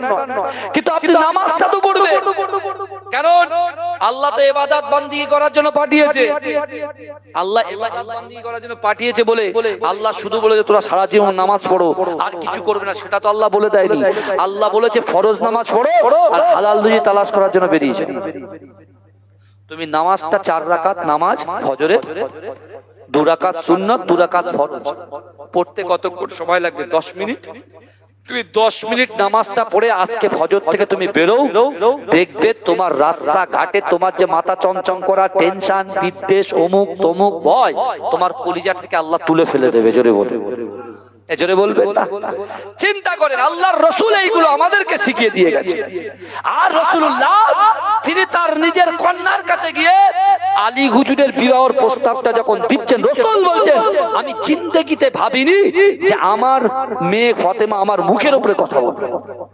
গিয়ে রাসূলুল্লাহ বলছেন, মা ফাতেমা একটা প্রস্তাব নিয়ে এসেছি। মা কি আব্বু বলে?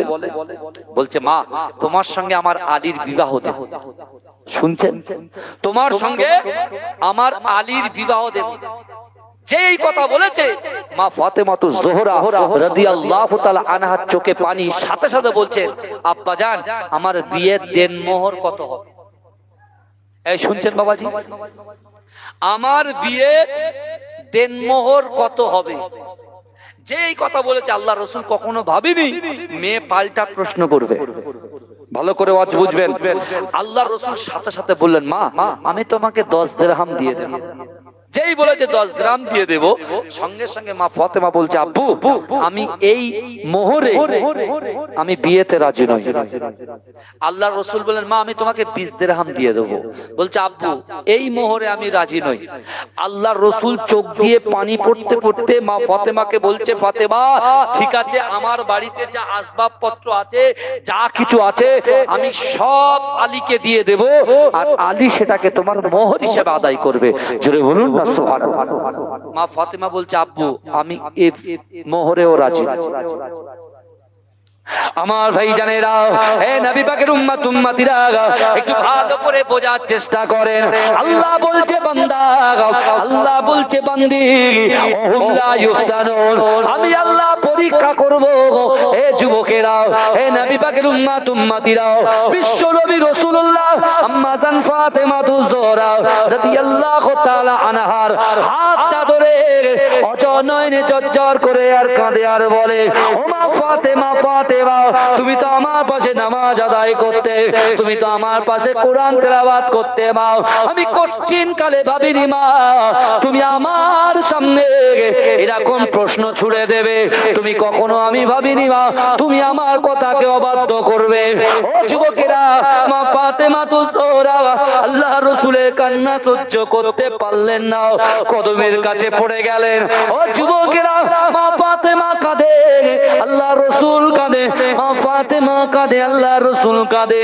ও যুবকেরা, আমার দয়ার নবী মুস্তাফা সাল্লাল্লাহু আলাইহি ওয়াসাল্লামের হাতটা ধরে মা ফাতেমাতুজ জোহরা আল্লাহ রাসূলকে বললেন আব্বা জান না না না, আল্লাহর সঙ্গে তো আপনার কথোপকথন হয়, আল্লাহর সঙ্গে তো আপনার বন্ধুত্ব সম্পর্ক, আল্লাহ তো অন্তর্যামী।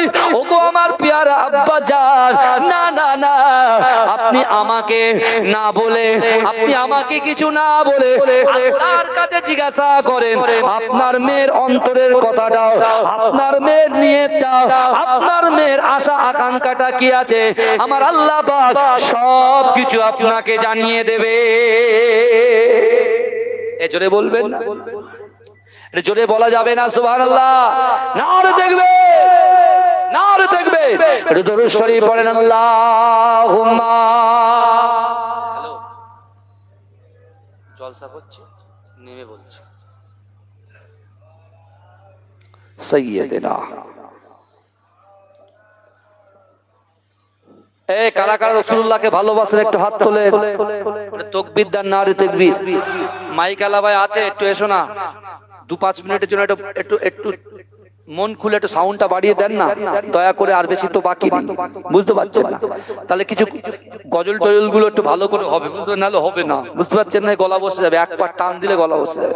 2 ঘন্টা ওয়াচ করলে যা কষ্ট না, একটা গজল বললে ততটা কষ্ট। আমার যুবকদের একটু চাইছে যে রাখলে একটা দুটো গজল বলুক, বুঝতে পেরেছেন? আমি বলবো ঠিকই, কিন্তু কি করে বলবো, মেশিন খারাপ তো কি করে হবে। এই কারা কারা রাসূলুল্লাহকে ভালোবাসার একটা হাত তোলে। তাকবীর দেন, নারে তাকবীর। আরো জোরে তাকবীর দেন, নারে তাকবীর। আমি যখন এইভাবে হাত তুলবো জোরে সুবহানাল্লাহ বললাম, হ্যাঁ বলবেন তো ইনশাআল্লাহ? বলেন কই দেখি, আমি চেক করে লই তো দেখি। মাশাআল্লাহ মাশাআল্লাহ, হ্যাঁ এমনি সময় সুবহানাল্লাহ বলছে, এখন বলছে আরেকটু দেন দেখি। ওরে ও ভূমি মদিনার ভূমি, একটু ভালো করে বোঝে। হযরতে মা ফাতেমাতুজ বিশ্ব নবীকে বলছেন যে আব্বা জান আপনি তো আল্লাহর সঙ্গে কথা বলেন, আল্লাহ তো আপনার বন্ধু, আল্লাহকে জিজ্ঞাসা করুন। আপনি এভাবে কাঁদবেন না, আমি ফাতেমা আমার জাহান বেরিয়ে যাবে, আমি সহ্য করতে পারবো না। আব্বা জান আপনি একটু আল্লাহকে জিজ্ঞাসা করেন। রাসূলুল্লাহ নামাজের মাসাল্লা বিছিয়েছে, এই শুনছেন? ওদিকে মেয়ে কাঁদছে, রাসূল কাঁদছে, ভালো করে শোনেন। বাড়িতে নাকে তেল দিয়ে ঘুমাচ্ছে, একটু ভালো করে বুঝে যাও যে বিশ্ব নবী রাসূলুল্লাহ যেমন তার উম্মতকে মহব্বত করে, তার কন্যাও তার বাপের শিক্ষা দিয়ে তারাও রাসূলুল্লাহর উম্মতকে মহব্বত করেছে। জোরে বলুন না সুবহানাল্লাহ। এই জোরে বলবেন না? পানিটা নিয়ে এসো, পানিটা। আমার বাবাজিরা ভালো করে বলে, আল্লাহ রাসূল সাল্লাল্লাহু আলাইহি ওয়াসাল্লাম নামাজের মাসাল্লা বিচি আল্লাহকে বলছে, আল্লাহ আল্লাহ আমার ফাতেমা, আমার ফাতেমা, আমার ফাতেমা, সে আমি যখন আলীর সঙ্গে বিবাহ দেওয়ার প্রস্তাব দিলাম, সে মোহরের কথা বলছিল। আমি বলেছি আমার বাড়িতে যা কিছু আছে সব আমি আলীকে দিয়ে দেব, আর আলী তোমাকে মোহর হিসাবে দিয়ে দেবে। কিন্তু মেয়ে বলছে লা আরজা বিহাজা, আমি এ বিয়েতে রাজি নই। আমার ভাই জানেরা, হে নবী পাকের উম্মত উম্মতিরা, হে নবী দেওয়ানারা, বিশ্ব নবী রাসূলুল্লাহ সাল্লাল্লাহু আলাইহি ওয়াসাল্লাম কাঁদতে লেগেছে। হে যুবকেরা, হে নবী পাকের উম্মত উম্মতিরা, আমার দয়ার নবী সোনার নবী জনাবে মুহাম্মদুর রাসূলুল্লাহ সাল্লাল্লাহু আলাইহি ওয়াসাল্লামের চোখের পানি আমার আল্লাহ সহ্য করতে পারে না। আমার আল্লাহ পাক জিবরাইলকে পাঠিয়ে দিলেন, ও জিবরাইল চলে যাও, চলে যাও। না না না, যাও আমার হাবিবুল্লাহকে জানিয়ে দাও, আমার হাবিবুল্লাহ যদি পুরো মদিনাটা মোহর হিসাবে, পুরো মদিনা শরীফটা মোহর হিসাবে যদি ফাতেমার বিয়ের জন্য দিয়ে দেয়, ফাতেমা ওই বিয়েতে কখনো রাজি হবে না। এ যুবকেরা, আল্লাহ পাকের ফেরেশতা জিবরাইল এসে আল্লাহ রাসূলকে বললেন, ইয়া রাসূলুল্লাহ, হাবিবাল্লাহ, আপনি কাঁদবেন না, আপনি যদি পুরো পৃথিবীটাকে মোহর হিসাবে ওই ফাতেমাকে দিয়ে দেন, ফাতেমা এই বিয়েতে রাজি হবে না। বলছে কেন কেন কেন কেন রাজি হবে না? ও যুবকেরা, ওই সময় জিবরাইল বলেছিল, ইয়া রাসূলুল্লাহ, হাবিবাল্লাহ, ফাতেমা তো আপনার জীবনের থেকে, সে তার জীবনের থেকে আপনাকে ভালোবাসে। ইয়া রাসূলুল্লাহ, হাবিবাল্লাহ, আপনি তো উম্মতের কান্ডারি, আপনি এমন করে 13টা বছর মক্কা জীবনে আল্লাহ রাসূল সাল্লাল্লাহু আলাইহি ওয়াসাল্লাম আপনাকে মক্কার কাফেররা ওই 13টা বছর ভালো করে একটা দিন রাতের বেলা ঘুমাতে দেয় না। আপনি মদিনায় এসেছেন, উম্মত করে পাগল হয়েছেন, আপনি নামাজের পার্টিতে উম্মত করে পাগল হয়েছেন। ফাতেমা যখন রাতের বেলা আপনার পাশে শুয়ে থাকতো, আর আপনি যখন রাতের অন্ধকারে ঘর থেকে বার হয়ে যেতেন, এই ফাতেমা যখন ঘুমটা ভাঙতো, সে দেখতো আব্বা জান নাই, সে তখন কন্দনরত অবস্থায় ঘরের বাইরে বেরিয়ে যেত। কেন বেরিয়ে যেত? কাফেররা আল্লাহর রাসূলকে মারার প্ল্যান করত। কিন্তু না না, ফাতেমা জানে আপনি আপনার উম্মতের জন্য বার হয়েছেন, আপনি আপনার উম্মতকে ভালোবাসেন বলে ফাতেমা আপনার উম্মতকে ভালোবেসে আল্লাহর কাছে সে এই দোয়া চেয়েছে, আল্লাহ পাক, না না না, আমি ফাতেমার যখন বিবাহ হবে, আমি ফাতেমা যখন বিবাহ করব, আমার দেন মোহরটা যেন এটাই হয়, আমার আব্বা জান তার উম্মতকে এত ভালোবাসে, আর আমি আমার জীবনের থেকে বেশি আমার আব্বা জানকে ভালোবাসি। না না না, আমার আব্বা জানের যত উম্মত আছে তাদের জীবনের গুনাহ খাতাগুলোকে ক্ষমা করে দেওয়া হয়। জোরে বলে, জোরে হবে না, না রে দেখবে, না রে দেখবে। চিন্তা করে আমি খাবো, আমার ছেলে খাবে, মেয়ে খাবে, বাপ খাবে, মা খাবে, তাই তো? আর আপনার বাড়ির থেকে 40টা বাড়ি কি খাচ্ছে না খাচ্ছে দেখার দরকার নেই। অত সহজ? হক তো দুটো। হক কটা? দুটো। একটা হুকুকুল্লাহ আল্লাহর হক, আর একটা হুকুকুল ইবাদ বান্দার হক। ঠিকঠাক চলছে তো নাকি? কথা বলে না আমার বাবাজিরা। যদি এর ভিতরে কোনো মিস্টেক কিছু হয়ে যায়, শিগগিরই তাবলি লাগা, তাহলে আল্লাহর কাছে আপনাকে ধরা পড়তে হবে। আমি রাকিবুল আজিজকেও ধরা পড়তে হবে। কি বুঝলেন? মা ফাতেমা তো জোহরা, তিনি যে না বলার কারণটা আল্লাহ জিবরাইলের মাধ্যম দিয়ে রাসূলুল্লাহকে শুনিয়ে দিলেন। জোরে বলে, আমার ভাই জানেরা, হে নবী পাকের উম্মত উম্মতিরা, হে নবী দেবানারা, বিশ্ব নবী রাসূলুল্লাহ সাল্লাল্লাহু আলাইহি ওয়াসাল্লাম ওই সময় ফাতেমাকে জড়িয়ে ধরলেন। ও যুবকেরা, আমার দয়ার নবী ওই ফাতেমাকে আবার তিনি বিয়ের প্রস্তাবটা দিলেন। ওমা ফাতেমা তুমি বিয়েতে রাজি হয়ে যাও। ওই সময় ফাতেমা বলছে আব্বা জান না না না আমি বিয়েতে রাজি হব না। ও যুবকেরা আল্লাহর রাসূল কাঁদে, ফাতেমা কাঁদে, আমার আল্লাহ সহ্য করতে পারলেন না। আমার আল্লাহ জিবরাইলকে ডেকে বললেন ও জিবরাইল যাও যাও যাও আমার রাসূলুল্লাহ চোখের পানিটা মুছিয়ে দাও। আমার ফাতেমা আমার রাসূলুল্লাহর কন্যা ফাতেমা চোখের পানিটা মুছিয়ে দাও। কেন না না না আমি আল্লাহ পাক আমার ফাতেমা তু জোহরা আমার রাসূলুল্লাহর কন্যার মনের কথাটা তার নিয়তটা তার আকাঙ্ক্ষাটা কবুল করে নিলাম। এজন্য বলে এখন এবারে বলেন তো দেখি তাহলে মা ফাতেমা তু জোহরা রাদিয়াল্লাহু তাআলা আনহা আলীর সঙ্গে বিবাহ করলেন। তার শর্ত কি ছিল? উম্মতে মুহাম্মাদীকে ক্ষমা করে দেওয়া। ভাই একটা হাজী সাহেব যখন হজের ফরজ তিনটে, কটা বলেন তো? এই হজের ফরজ কটা? তিনটে। জীবনে একবার হজ করা ফরজ, কিন্তু এখন যাদের ফরজ হজ যাদের জন্য ফরজ হজ যাদের জন্য ফরজ হয়ে গেছে তারা এখন উমরায় যাচ্ছে। কারণ 4.5 লাখ টাকা হয়ে গেছে, খরচা করা যাবে না। আর উমরায় যাব 1 লাখ দেবো, বাফে সিস্টেম খাবো, চলে আসবো। কিন্তু বাবাজি হজের ফরজ কটা বললাম? উমরায় গিয়ে এই তিনটে ফরজ কাজ করা যাবে? এই কথা বলে না যে আমি একজন রাজ্যের হজ কমিটির মেম্বার, আজকে 6 বছর হয়ে আছে আমি, বুঝতে পেরেছেন? এই 26 আমার শেষ। 3 বছর কোভিড-19 গেছে বাবাজি, 3 বছর কাজ করতে পারি। কি বুঝলেন?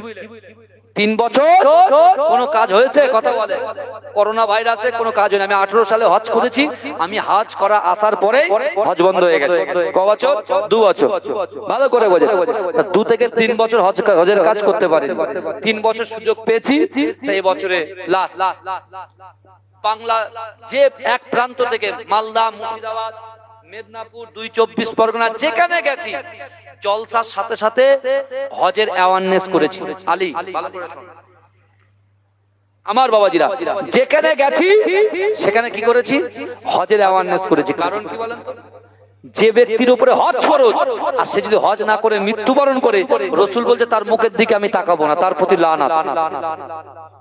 তার প্রতি কি? লানাত। তোমার 10 বিঘে জমি আছে, কেন তুমি 1 বিঘে জমি বিক্রি করে যেতে পারছো না? বুঝতে পারছেন না? উনি বলছেন না ছেলের ক্ষতি হবে। কিন্তু আল্লাহর কোরআন বলছে ইজা জা আজালুহুম লা ইস্তাখিরুনা সাআতাও ওয়া লা ইস্তাকদিমুন। মৃত্যু যখন আসবে 1 সেকেন্ড লেট করা হবে না। এখন আপনি ইন্তেকাল হয়ে গেলেন। আবার কোরআন বলছেন ওয়া জাআত সাকরাতুল মাউতি বিল হক, মৃত্যুর যন্ত্রণা সত্য। মৃত্যুর চাকানদানি হয়ে গাল থেকে গেজা ফেজা মুখ টুক বেঁকে আপনি ইন্তেকাল হয়ে গেলেন। আল্লাহর রাসূল বলছে একজন ব্যক্তি যখন ইন্তেকাল হয়ে যায়, মৃত্যুবরণ করে, তার লাশটাকে গোসল দেওয়ার পরে সেই লাশটাকে যখন খাটিয়াতে তোলা হয়, ওই খাটিয়া কবরস্থান পর্যন্ত নিয়ে যাওয়া হয়, তাই তো? লাশটাকে খাটিয়ায় তুলে কবরস্থান পরে নিয়ে যাওয়া হয়, তাই তো? আল্লাহর রাসূল বলছে ওই যে লাশটাকে খাটিয়ায় করে কবরস্থান পর্যন্ত নিয়ে যায়, এই লাশের পিছন পিছন 3টে জিনিস কবর পর্যন্ত যাবে। কটা জিনিস? বলেন কটা জিনিস? 3টে জিনিস। আমি রাখিবুল্লাহ, আমি মোল্লা, আমার পিছন পিছন যাবে। আপনারা এখানে যারা আছেন আউট অফ বাউন্ডারি যেসব ভাইরা আছে তাদেরও যাবে। ভালো করে শোনেন, 3টে জিনিস যাবে। কি? 1 নম্বর যে জিনিসটা যাবে সেটা হলো তোমার সন্তান, তোমার আত্মীয় পরিজন, তোমার ভাইরা যাবে। কি কথা ঠিক না ভুল? মৃত্যুর সংবাদ আসলে কুটুম আসে তো বাড়ি, ভাইরা ভাইয়ের, খালাতো ভাইয়ের, ফুফাতো ভাই জিন্দেগিতে আসে না, বলে যাচ্ছে যাই, চলে আসে। এসে ওরা কি করে? খাটিয়া ধরে কেউ লা ইলাহা ইল্লাল্লাহ মুহাম্মাদুর রাসূলুল্লাহ, হ্যাঁ, কেউ সূরা নাস, কেউ সূরা ফালাক পড়তে পড়তে কোথায় কবর পর্যন্ত নিয়ে যায়। তাহলে একমাত্র তোমার ওই লাশের পিছন পিছন কবর পর্যন্ত কে যাবে? তোমার সন্তান যাবে, তোমার ভাইরা যাবে, তোমার আত্মীয় পরিজন যাবে। ভালো করে আজ বোঝেন। প্রথমে চলে গেল। দ্বিতীয় নম্বর, আপনি এই তালদি গ্রামে আজকে 50-60 বছর বসবাস করার পরে আপনি তো নিজে একটা পরিশ্রম করেছেন, আপনার স্ত্রীকে খাইয়েছেন, সন্তানদেরকে মানুষ করেছেন, তার জন্য আপনার কর্মক্রিয়া ক্ষেত্রে যেতে হয়েছে। আপনি যদি 700 টাকা ইনকাম করেন, 300 টাকা সাইডে রেখেছেন, ব্যাংক ব্যালেন্স করেছেন, 500 টাকা হাফ করে একটা ভাগ আপনি আপনার সংসারে লাগিয়েছেন, আর এক ভাগ আপনার সন্তানের পড়াশোনায় লাগিয়েছেন, তাই তো? আর এক ভাগ আপনি টাকা রেখেছেন কিসের জন্য? ব্যাংক ব্যালেন্স করার জন্য। ওই অর্থ সম্পত্তি নিয়ে যে বিল্ডিং বালাখানা, যে গাড়ি বাড়ি, বিশেষ করে যে সম্পদের ঢের, অকাত সম্পত্তি মালিক আপনি হয়েছেন, ওই মালগুলো, ওই সম্পত্তিগুলো আপনার লাশের পিছন পিছন কবর পর্যন্ত যাবে। শুনছেন আমার কথা? ভালো করে শুনেন। তাহলে 2 নম্বর হলো। 1 নম্বর কি যাবে বলেন? 1 নম্বর আত্মীয় স্বজন, সন্তান, নিজের সন্তান যাবে। আর 2 নম্বর সম্পত্তি যাবে। যা সব পুরো হিসেব করে যা আছে সব ওই পিছন পিছন যাবে। আল্লাহ রসুল বলছে, কবরে যখন ইমাম সাহেব নামাবে বা নিজের লোক যখন নামাবে, নামানোর পরে ছেলে তো ভয় পাচ্ছে, কবরে নামছে না। মা ধরেন মা ইন্তেকাল করেছে, নামাবে কে? জামাই নামাবে? গ্রামবাসী নামাবে? মা সারা জীবন পর্দা করেছে, আর মায়ের গায়ে টাচ করবে অন্য লোক? তুমি ছেলে হিসেবে তোমাকে করতে হবে, তোমার নিজে। বুঝতে পারছেন না?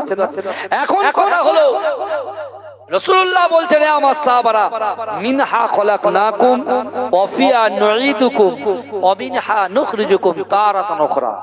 হ্যাঁ, এই দোয়া পড়বে আর মাটি দেবে।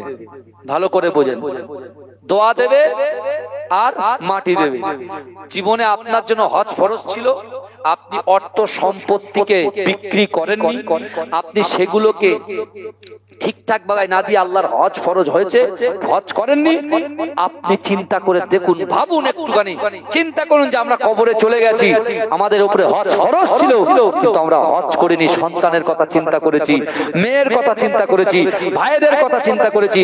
আপনার ওই ভাইয়েরা আপনি কবরে যাওয়ার পরে কি করছে দেখেন, আপনার ওই মাটি দিচ্ছেন, সন্তান চলে আসলো, বলছে তার পাড়োশি, তার বন্ধু, যে যার সাথে ওঠা বসা করতো, সে যখন কবর ছেড়ে 40 কদম চলে যাবে, এই কবরওয়ালা জানতে পারবে যে অমুক বন্ধু মোফাক্কিরুল আমার বন্ধু, সে বন্ধু চাচ্ছে।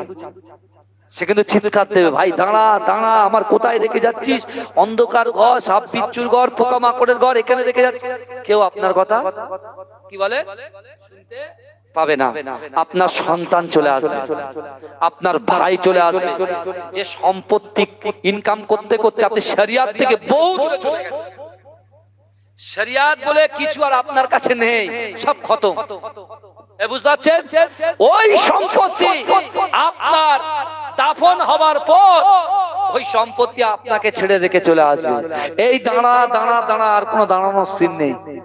আল্লাহ রসুল বলতে, সাহাবা, দুটো জিনিস পার হয়ে গেল, আর একটা জিনিস হচ্ছে আমল।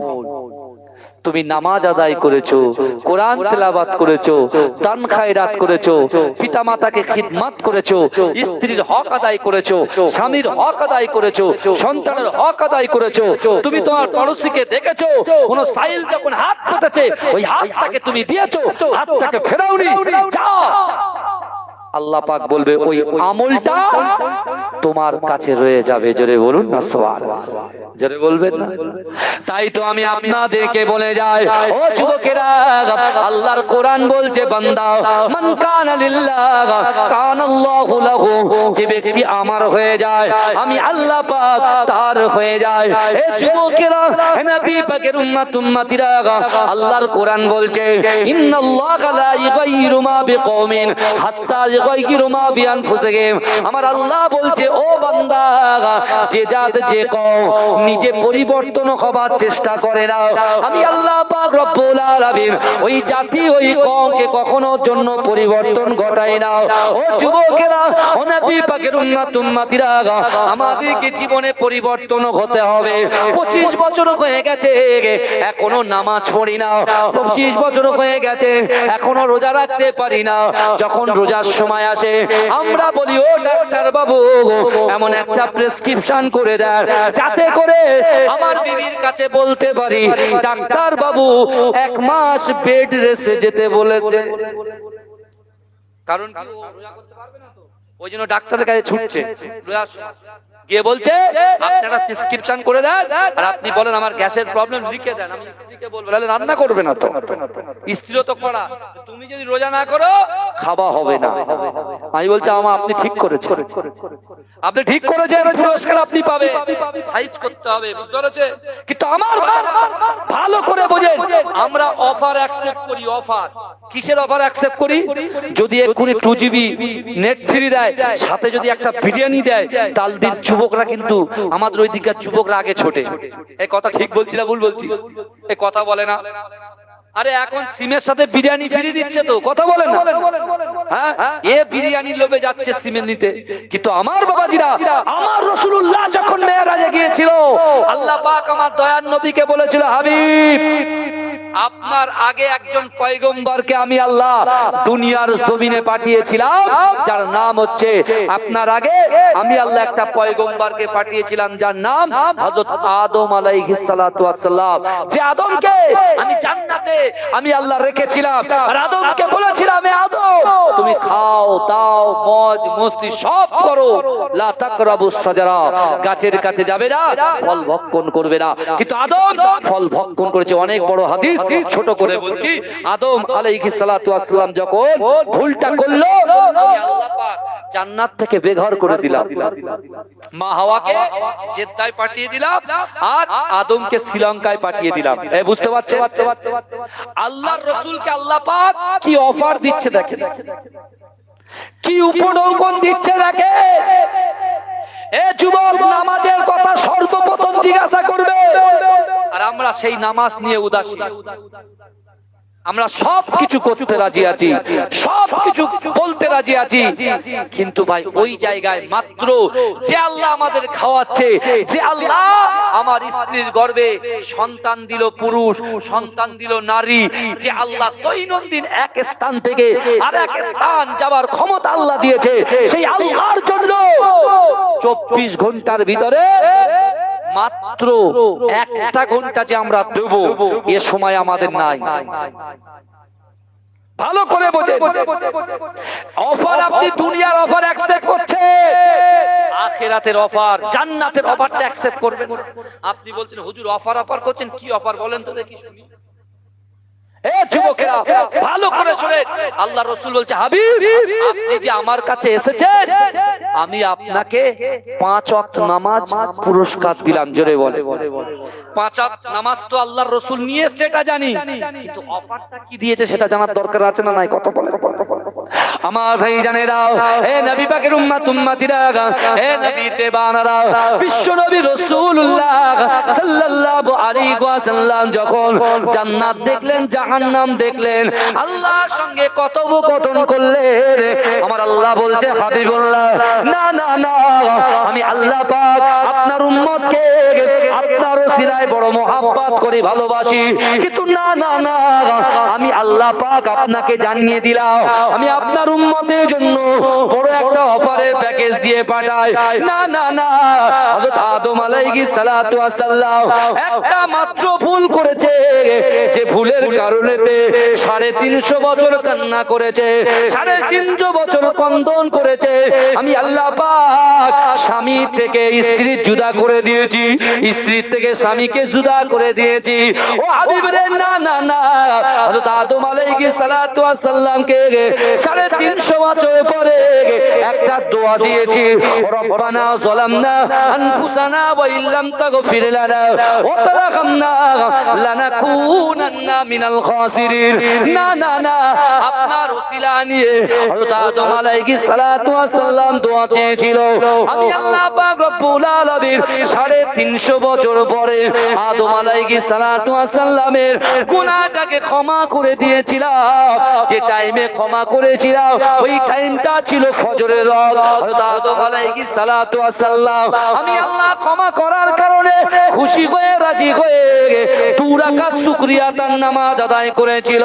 ও আমার হাবিবুল্লাহ, আপনি এসেছেন, মক্কার মানুষেরা আপনাকে কষ্ট দিয়েছে, আপনাকে মারার প্ল্যান করেছে, আপনাকে বেদনাদায়ক কথা বলেছে, কুরুচিকর মন্তব্য করেছে।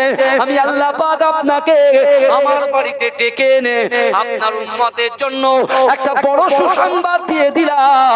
হযরত আদম আলাইহিস সালাতু ওয়াস সালাম যে নামাজটা শুকরিয়া দান 2 রাকাত নামাজ আদায় করেছে, ওই নামাজটাকে আপনার উম্মতের জন্য ফজরের 2 রাকাত ফরজ নামাজ বানিয়ে দিলাম। ও আমার হাবিবুল্লাহ, শোনো শোনো, আপনার গুনাহগার উম্মত উম্মতিরা শীতকে উপেক্ষা করে, গরমকে উপেক্ষা করে, ঘুমকে উপেক্ষা করে, তারা কষ্টকে উপেক্ষা করে, তারা যদি ফজরের ওয়াক্তে ঘুম থেকে উঠে যদি 2 রাকাত ফজরের ফরজ নামাজ আদায় করে নেয়, আমি আল্লাহ পাক রব্বুল আলামিন আপনার ওই উম্মতের জিন্দেগি জীবনের 350 বছরের গুনাহটাকে ক্ষমা করে দেব।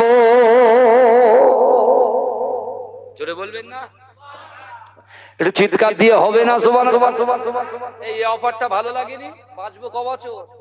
এবার হিসাব দেন ক বছর? আমরা ইয়ার কি করে কি বলি ভাই, আর তো 60 বছর। আর তো ক বছর? 60 বছর। আমার দাদা ভাই, এই শুনছেন, মাঝরাটি পীর সাহেব। মাঝরাটি পীর সাহেবটা কে? মাঝরাটি পীর সাহেবটা হলেন মুজাদ্দিদ জামান দাদা হুজুর পীর কেবলার 3য় নম্বর খলিফা আহমদ আলী হামিদ শাহ জালালী রাহমাতুল্লাহ আলাইহি। তিনি ছিলেন তকবীর দান, নারে তাকবীর।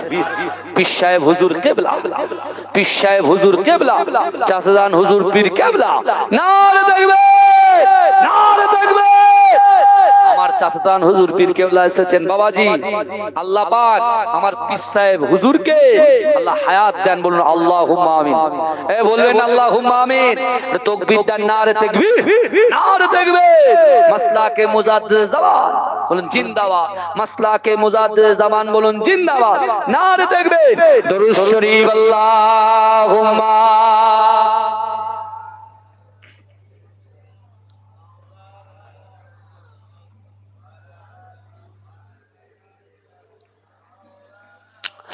আমার মরণ যদি হয় সোনার মদিনায়, আমার দাফন যদি হয় সোনার মদিনায়, ওই মদিনার ধুলা বালি লাগবে আমার গায়।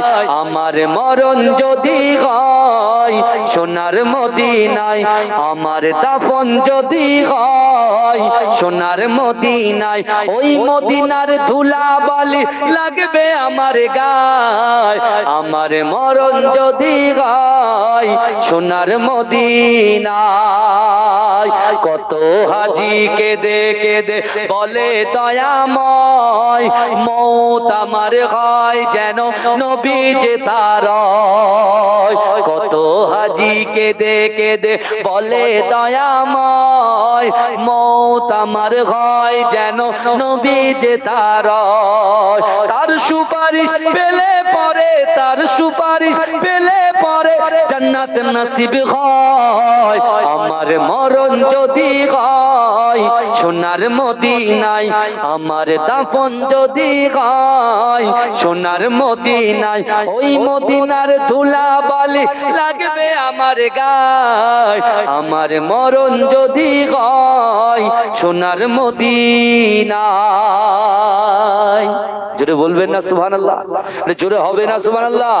রওজা নবীর দেখলে পরে প্রাণটা ভরে যায়, নয়ন যুগল অশ্রু ঝরে পলক ভিজে যায়। রওজা নবীর দেখলে পরে প্রাণটা ভরে যায়, নয়ন যুগল অশ্রু ঝরে পলক ভিজে যায়।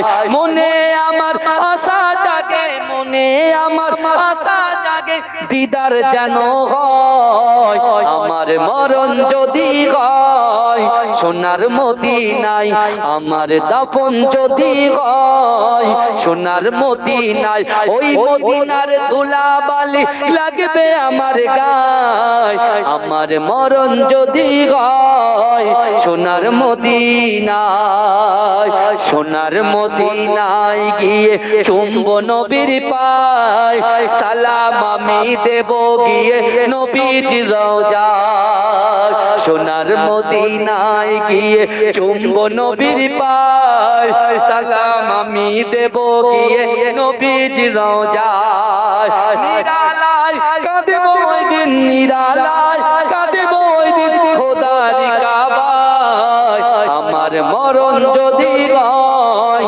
সোনার মদিনায়, আমার দাফন যদি হয় সোনার মদিনায়, ওই মদিনার ধুলাবালি লাগবে আমার গায়, আমার মরণ যদি হয় সোনার মদিনায়। আল্লাহুম্মা সাল্লি আলা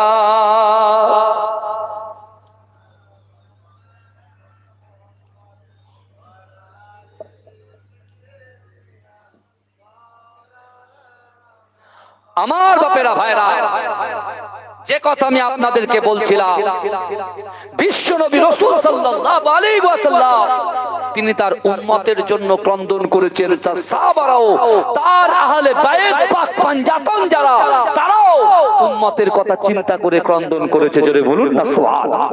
আল্লাহর রাসূল সাল্লাল্লাহু আলাইহি ওয়াসাল্লামের একজন মুহাব্বতের সাহাবা যার নাম হযরতে মাবিয়া বিন মাবিয়া আল-লাইসি, এই যে রাসূলুল্লাহর পিছনে নামাজ পড়তো, কিন্তু তার বয়স 80 বছরের ঊর্ধ্বে। যখন সে বয়স্ক হয়ে গেল, রাসূলুল্লাহর পিছনে নামাজ আদায় করেছে, তার মনে তামান্না ছিল যে একদিন না একদিন আল্লাহ পাক আমাকে রাসূলুল্লাহর সঙ্গে যে কোনো একটা যুদ্ধে নিয়ে গিয়ে আল্লাহ সেখানে আমাকে যুদ্ধ করিয়ে আমি সেই সকল কাফের যারা আজকে কোরআনের বিরুদ্ধে কথা বলে, ইসলামের বিরুদ্ধে কথা বলে, ইসলামকে কোণঠাসা করার চক্রান্ত করে, তাদের বিরুদ্ধে লড়াই করে আমি শহীদ হতে চাই। জোরে বলুন না সুবহানাল্লাহ। এই জোরে বলবেন না, চিৎকার দিয়ে বলবেন না। এই এখন যারা বিশেষ করে যে সিং বাবু বলছে আল্লাহর নামে কুরুচিকর মন্তব্য করছে, রাসূলুল্লাহর নামে কুরুচিকর মন্তব্য করছে, আমি তাদেরকে জানাতে চাই পূর্ব ইতিহাসের কথা চিন্তা করে।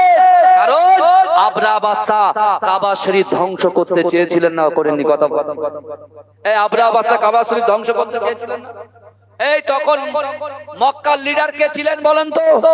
মক্কার লিডার ছিলেন রাসূলুল্লাহর দাদু আব্দুল মুত্তালিব। ভালো করে শুনেন, কোন বাতিলের কাছে, কোন নেতার কাছে মাথা নত করা যাবে না। মাথা নত যদি করতে হয় আল্লাহর কাছে মাথা নত করুন। চাওয়ার যদি ইচ্ছা হয় আল্লাহর কাছে চান। দেখবেন আল্লাহ বলছেন অহুম লা ইফতানুন, আমি আল্লাহ পরীক্ষা করব। আল্লাহ পরীক্ষা নিয়ে দেখে নেবে ওই বান্দার কলিজার ভিতরে আল্লাহর ভয়, রাসূলুল্লাহর মহব্বত আর নামাজের পাতি যদি সঠিকভাবে থাকে, আল্লাহ আপনার অসম্ভবকে সম্ভব করে দেবে। জোরে বলে রাসূলুল্লাহর দাদু, আল্লাহ তাকে এত সম্পত্তি দিয়েছিলেন, এত উট দিয়েছিলেন, এত দুম্বা দিয়েছিলেন। আবরাহ বাদশা যখন কাবা শরীফটাকে ধ্বংস করার যে নিয়েছে চক্রান্ত করেছিল, সে তার প্রতিনিধি কিছু মন্ত্রীকে পাঠালেন কার কাছে? মক্কাতে। বলে যাও মক্কার আবহাওয়াটা দেখে এসো, যে কাবা শরীফকে ওরা তওয়াফ করে ওই কাবা শরীফটাকে তো আমি ধ্বংস করব, তারা শক্তি কতটা একটু মেপে এসো। যাও। এই আবরাহ বাদশা আসছে, তার প্রতিনিধি আসছে কোথায়? কাবা বাইতুল্লাহ শরীফে। এসে দেখছে আল্লাহর রাসূলের দাদুর প্রচুর উট, বুঝলেন? প্রচুর উট দেখে ওদের মনে আর লোভ সামলাতে পারলো না, বুঝতে পেরেছেন? সাথে সাথে রাসূলুল্লাহর দাদু 200 উট লুট করে সোজা আবরাহ যেখানে থাকে সেখানে নিয়ে চলে গেছে। কতটা উট নিয়ে গেছে? এই কত? 200 উটের দাম কত বলেন তো? চিন্তা করে। হ্যাঁ, 200 উট নিয়ে গেছে, কিন্তু আব্দুল মুত্তালিব কিচ্ছু বললেন না, চুপ করে রইলেন। জোরে বলবেন না, জোরে বলবেন না। এখন হস্তি বাহিনী রেডি করছে, প্রিপারেশন নিচ্ছে কিভাবে কাবা শরীফকে অ্যাটাক করা যায়। সব রেডি হয়ে ফাইনাল আরেকবার পাঠিয়েছে তার প্রতিনিধিকে যে যাও মক্কার সবথেকে বড় লিডার যিনি তাকে আমার কাছে নিয়ে এসো, তার সাথে কিছু কথোপকথন আছে। বুঝছেন না? এখন তার প্রতিনিধি দল এসেছে। রাসূলুল্লাহ দাদু তৎকালীন সময় মক্কার কি লিডার নেতা, তিনি গিয়েছেন। এই আল্লাহর রাসূল যাচ্ছেন, আল্লাহর রাসূলের দাদু যাচ্ছেন কোথায়? আবরাহা বাদশার কাছে। তিনি যে রাজ সিংহাসনে বসে আছেন, আল্লাহর রাসূলের দাদুর নুরানি চেহারা দেখে রাজ সিংহাসন থেকে উঠে দাঁড়িয়ে গেছে। জোরে বলে, এই জোরে বলবেন না? দাঁড়িয়ে গেছে, বসার সাহস পাচ্ছে। কি বুঝলে? তার বডি দেখে, তার নুরানি চেহারা দেখে আবরাহা বাদশা নিয়ে সিটে পুনরায় যে বসবে, বসার সাহস পাচ্ছে না। তিনি কি করলেন? রাসূলুল্লাহ দাদু নিচেই বসলেন, আবরাহা বাদশাও নিচে পাশে বসলেন। জোরে বলুন। এই ইজ্জত দেনেওয়ালার মালিক কে? এই কথা বলে ফালতু ফালতু খামাকায় একে কো ভয় করব, অত সহজ নাকি? আমার ভাইরা ভালো করে বোঝার চেষ্টা করে। বিশ্ব নবীর দাদু যখন বসে আছে, আবরাহা বলতে শোনেন আপনাকে দেখে আমার খুব পছন্দ হয়েছে। এই শুনছেন? আপনাকে দেখে আমার খুব পছন্দ হয়েছে, কিন্তু আপনাদের সঙ্গে তো আমার কোনো লেনাদেনা নেই, আপনাদের সাথে কোনো শত্রুতা নেই। আমি যাব, আমার হস্তি বাহিনী রেডি করেছি, কাবা শরীফ ভাঙবো আর চলে আসবো। এই কথা আলোচনা করছেন, হঠাৎ করে রাসূলুল্লাহ দাদু বলছেন শোনেন না, এই আবরাহা শুনেন, আপনার প্রতিনিধি দল আমার 200 উট লুট করে নিয়ে এসেছে, ওই 200 উট ফেরত দাও। যেই বলেছে, আবরাহা অবস্থা বলছে কি ব্যাপার? আমি একটা গুরুত্বপূর্ণ কথা বলছি, আমি একটা গুরুত্বপূর্ণ কথা বলছি, আর আপনি উটের কথা জিজ্ঞাসা করছেন? আপনার কাবা শরীফ তওয়াফ করেন, আপনার কোন কাবা শরীফের মহব্বত নেই? রাসূলুল্লাহ দাদু কি সুন্দর অ্যানসার দিয়েছে দেখেন। বলছে আবরাহা শোন, উটের মালিক হচ্ছে আমি আব্দুল মুত্তালিব, আর কাবা শরীফের মালিক হচ্ছেন আমার আল্লাহ। এ জোরে বলে, কাবা শরীফের মালিক হচ্ছে আল্লাহ, কাবা শরীফকে আল্লাহ হেফাজত করবে। জোরে বলে। আল্লাহ কোরআনে বলছেন আলাম তারা আন্নাল্লাহা ইসাববিহু লাহু মান ফিস সামাওয়াতি ওয়াল আরদ ওয়াত তায়রু সাফা কুল্লুন কদ আলিমা সালাতাহু ওয়া তাসবিয়াহু আল্লাহু আলিমুম বিমা ইয়াফআলুন। জোরে বলুন না সুবহানাল্লাহ। আল্লাহ বলছো বান্দা, আমি আল্লাহ তোমাদেরকে দুটো করে চোখ দিয়েছি, ওই চোখ দিয়ে আসমানের দিকে তাকাও, আর ওই আসমানে দুরারা পাখি বিশিষ্ট পাখি দেখতে পাও, ওই পাখিগুলো আমি আল্লাহর নামের জিকির করতে করতে ওড়ে। জোরে বলুন না সুবহানাল্লাহ। এই জোরে বলবেন না? আমার আপনার পীর আশিকে রাসূল ছোট হুজুর পীর কেবলা রাহমাতুল্লাহ আলাইহি, তিনি জিকিরের মজলিস করাতেন কি করাতেন না? কথা বলে মুজাদ্দিদ জামান আমিরের শরিয়াত আলা হাযরত দাদা হুজুর পীর কেবলা খানকা শরীফ উদ্বোধন করে দিয়ে, ছোট হুজুর পীরকে উদ্বোধন করে দিয়ে জিকিরের কথা বলতেন কি বলতেন না? কথা বলেন। কেন বলতেন? এই কোরআনের আয়াতগুলোকে লক্ষ্য করে তার ভক্ত মুরিদদের কাছে তারা বন্টন করে দিয়ে গেছে। জোরে বলে। কারণ আপনি চিন্তা করেন, আবরাহা বাদশা আব্দুল মুত্তালিবের কথা শুনে আর একটা অ্যানসার দিতে পারলেন না। আব্দুল মুত্তালিব উটগুলো নিয়ে চলে আসলেন, আর এদিকে আবরাহা বাদশা হস্তি বাহিনী নিয়ে যাচ্ছেন কোথায়? কাবা শরীফ ভাঙবে। যুবক ভালো করে পড়ার চেষ্টা করো পূর্বের ইতিহাস। আল্লাহ ফিরাউনকে পানিতে ডুবিয়ে মেরেছে, নমরুদকে ঘোড়া মশা দিয়ে সাইজ করে দিয়েছে।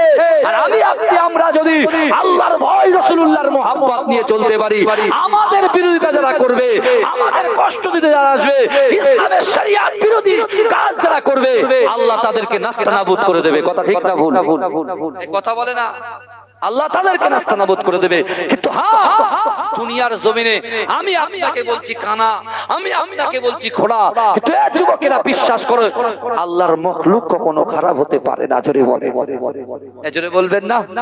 জোরে বলবেন না? আল্লাহ আমাদেরকে ইজ্জত দিয়েছে। আপনি ভ্যান চালান, টোটো চালান, রিকশা চালান, পাট চাষ করেন, পাট ধর, আপনি কি ভাবছেন আপনি খুব নিম্ন শ্রেণীর মানুষ? আপনাকে কে সৃষ্টি করেছে? আল্লাহ সৃষ্টি করেছে। আল্লাহ কোরআনে বলছেন ওয়ালাকাদ কাররামনা বানি আদম, আমি আল্লাহ পাক আদম সন্তানকে ইজ্জত দিয়েছি, সম্মান দিয়েছি। জোরে বলুন না সুবহান। কি বুঝলে আমার সোনার ভাইরা, চিন্তা করেন শরিয়াতটা কত সুন্দরভাবে রাসূল আমাদের কাছে উপস্থাপন করে দিয়ে গেছেন। আল্লাহর কোরআনের ভিতরে ভালো করে জান, কোরআনকে জিজ্ঞাসা করুন, এই কোরআন তুমি বলো আল্লাহ কতটা আমাদেরকে ভালোবাসে। আল্লাহ পাক বিশ্ব নবীর ওসিলায় আমাদেরকে এত মহব্বত করে। কোরআন বলছে ফাআইনামা তুআল্লু ফাসাম্মা ওয়াজহুল্লাহ। আল্লাহর কোরআন বলছে বান্দা তোমরা যখন ডান দিকে তাকাও ওই ডান দিকে আমি আল্লাহ আছি, তোমরা যখন বাম দিকে তাকাও বাম দিকে আমি আল্লাহ আছি, তোমরা যখন সামনে তাকাও সামনেও আমি আল্লাহ আছি। আল্লাহ বলছো বান্দা তোমরা যখন পিছনে তাকাও পিছনেও আমি আল্লাহ আছি। জোরে বলুন না সুবহানাল্লাহ। এ জোরে বলা যাবে না, এ জোরে বলা যাবে না। আপনারা আওয়াজটা আসছেন কোথায়?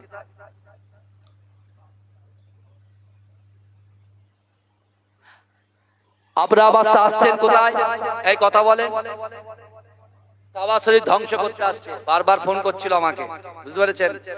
হ্যাঁ, আপনারা আওয়াজটা আসছেন কোথায়? কাবা শরীফ ধ্বংস করতে। আপনারা আওয়াজটা এই যে হাতির পিঠে সাওয়ার হয়ে আসছে ওই হাতির নাম কেউ বলতে পারবে? আবরাবাস্তা কাবা শরীফ ধ্বংস করার জন্য যে হাতির উপরে সাওয়ার হয়ে চড়ে তিনি এগোচ্ছিলেন কাবার দিকে, সেই হাতির নাম কি বলতে পারবেন? আপনারা জানেন, ভুলে গেছেন। ওই হাতিটা হচ্ছে মাহমুদ হাতি। কি হাতি বলেন? এই কথা বলেন কি হাতি? মাহমুদ হাতি। এই মাহমুদ হাতিতে উঠে আবরাবাস্তা যখন কাবা শরীফ ধ্বংস করতে আসছে, আচ্ছা আপনি বলুন হাতিকে সৃষ্টি করেছে কে? এই কথা বলে আল্লাহ। যত মাখলুক আছে সব মাখলুককে আমার আল্লাহ সৃষ্টি করেছেন। ওই মাহমুদ হাতিকে একজন আল্লাহর বান্দা বলছে, মাহমুদ কি ব্যাপার, তুমি কোথায় যাচ্ছ? কাকে চড়িয়ে নিয়ে যাচ্ছ? কাকে চড়িয়ে কাবার দিকে নিয়ে যাচ্ছ? আল্লাহর ঘর কাবা বাইতুল্লাহ শরীফ। লব্বাইক আল্লাহুম্মা লব্বাইক, লব্বাইক লা শারীকা লাক লব্বাইক, ইন্নাল হামদা ওয়ান নি'মাতা লাক ওয়াল মুলক লা শারীকা লাক। যারা তওয়াব করে ওই কাবা শরীফটাকে ভাঙতে নিয়ে যাচ্ছ, এই নিষ্ঠুর কাফেরকে। সঙ্গে সঙ্গে এই কথা শুনে মানুষ মুখ দিয়ে বলেছে, মাহমুদ আদি এক জায়গায় বসে গেছে। জোরে বলে, জোরে বলে, জোরে বলে না। মাহমুদ আদি বসে গেছে, তাকে প্রত্যাঘাত করছে, আঘাত করছে। যতই আঘাত করছে সে কিন্তু তার জায়গা থেকে এক চুল সামনে এগোয় না। জোরে বলুন না সুবহানাল্লাহ। কিন্তু ওই মাহমুদ হাতিকে যখন ঘুরিয়ে দিলেন, কোন দিকে ঘোরালেন? সিরিয়ার দিকে ঘোরালেন। তাকবীর দেন, নারে তাকবীর, নারে তাকবীর। যখন সিরিয়ার দিকে ঘোরালেন মাহমুদ হাতি ছুটছেন। এই শুনছেন আমার ভাইরা? যাই হোক, আমার প্রিয় ভাই এসে গেছেন আলহামদুলিল্লাহ। হ্যাঁ, খুব খুব ভালো বয়ান তিনি করেন। বহু জায়গায় দূরে দূরে যায়, ভাইয়ের সঙ্গে খুব সাক্ষাৎ হয়, দেখা হয়। হ্যাঁ, আমার পীর সাহেব হুজুর কেবল এসেছেন, গিয়ে দোয়া নেব। হ্যাঁ, হুজুরের কাছ থেকে দোয়া নেবো। আল্লাহ আমার হুজুরের হায়াতে তাইয়্যিবা দিক করুন, আল্লাহুম্মা আমিন। আর আপনারা খাস করে দোয়া করবেন আল্লাহ যেন আমরা সকলে সম্মিলিতভাবে একে অপরের পরিপূরক হিসাবে আগামী দিনে ঠিকঠাক ভাবে শরিয়াতটা মেনে চলতে পারি। আল্লাহ কাছে এই দোয়া চাই, সকল বলে আল্লাহুম্মা আমিন। আল্লাহ আমাদের মনের আশা আকাঙ্ক্ষা উদ্দেশ্যকে পূরণ করুন। এই গ্রামে আমার সামনে পিছনে ডান দিকে বাদিকে যত কবরবাসীরা শুয়ে আছেন, আল্লাহ তাদের কবরটাকে নুরুল আলা নূর বানিয়ে দিবেন, আল্লাহুম্মা আমিন। ওমা তৌফিকি ইল্লা বিল্লাহ। খাস করে আমার জন্য দোয়া করবেন। আসসালামু আলাইকুম ওয়া রাহমাতুল্লাহি ওয়া বারাকাতুহু। দরুদ শরীফ। আল্লাহুম্মা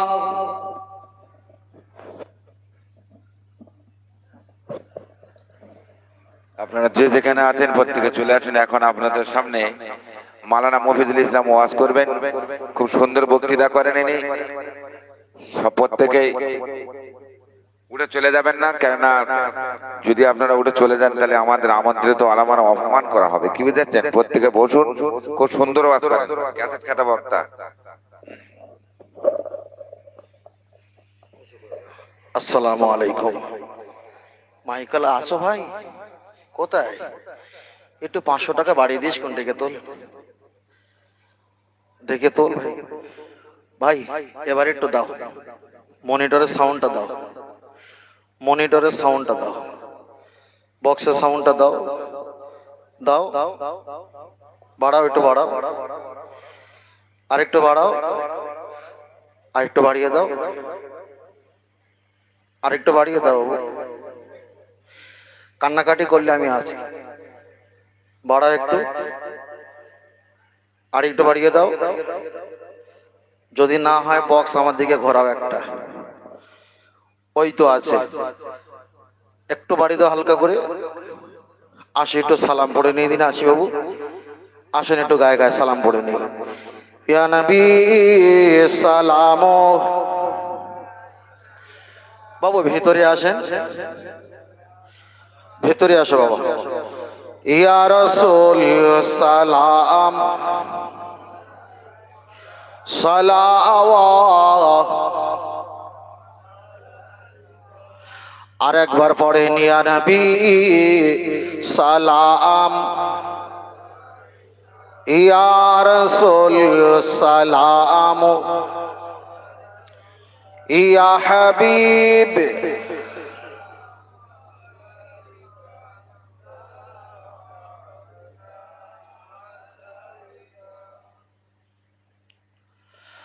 জিবরাইল দিল যে আওয়াজ, খুলে দাও আসমানের দ্বার। এসেছে নবী দিগের সারদার, করিবে আল্লাহ পাখের দিদার। ইয়া নবী সালাম। মাশাআল্লাহ। ইয়া রাসূল ইয়া হাবিব সালাওয়াতুল্লাহ।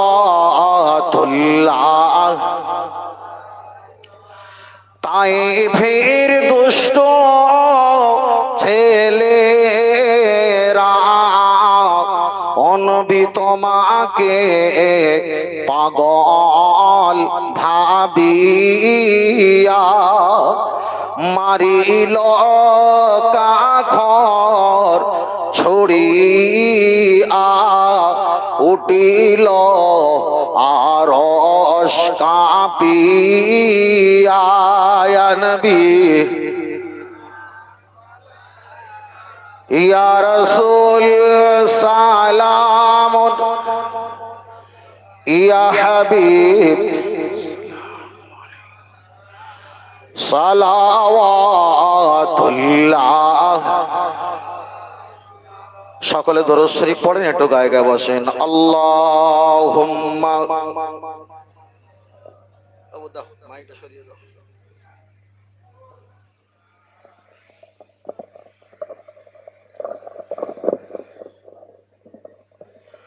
ওয়ালা আলি সাইয়্যিদিনা। পড়ো আল্লাহুম্মা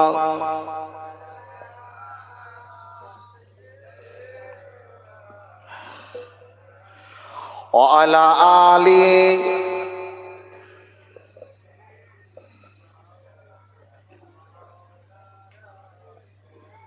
আল্লাহ পাকের দরবারে অসংখ্য শুকরিয়া। সকলে বলি আলহামদুলিল্লাহ।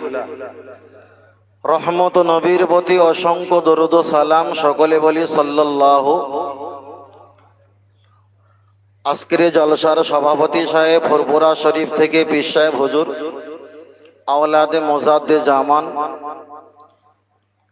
এবং আমন্ত্রিত ওলামা হযরত কেরাম, এলাকার আলেম ওলামা, হাফেজে কোরআন, ইমাম সাহেব, সামনে বসে থাকা পরহেজগার, দিনদার, আবেদ, আবেদা, জাকিরিন, জাকিরা, পর্দার আঙ্গিনায় আমাদের মায়েরা, আমাদের পরিবার, আল্লাহ আমাদের কিছু শোনা আর বলা আল্লাহ আমলিয়াতের জিন্দেগি দেন। সকলে বলি আল্লাহুম্মা আমিন। দীর্ঘক্ষণ ধরে সুন্দর কোরআন হাদিসের আলোকে আপনারা বক্তব্য নসিহত শুনছিলেন। তানাকে, আমাকে, আপনাকে উভয়কে আল্লাহ ক্ষমা করেন, আমল করার সুযোগ করেন। বলুন আমিন। রাতটা অনেক গভীর, অনেকটা গভীর হওয়ার ভিতরেও তবুও আল্লাহ সুস্থ ভালাত, সুস্থ পরিবার হিসাবে, আল্লাহ পরিবেশ হিসাবে এখানে রেখেছেন। শুকরিয়া মহান আল্লাহ দরবারে বলি আলহামদুলিল্লাহ। আপনাদের এই জায়গায় বিকাল থেকে নিয়ে কেরাত, গজল, নাত, আবৃত্তি, হামদে বাড়ি তালা, একের পর এক ওলামা হযরত তারা কোরআন হাদিস দিয়ে বক্তব্য নসিহত করেছিলেন। তবে আমি আপনাদের এলাকায় মনে হচ্ছে একদম নতুন। আর আমি একটু বলেই রাখি, আমি বক্তব্য নসিহত করব, আমার এই 5,000, 6,000, 3,000, 2,000, 10 মানে 1100, 1200 লোক প্রয়োজন নেই।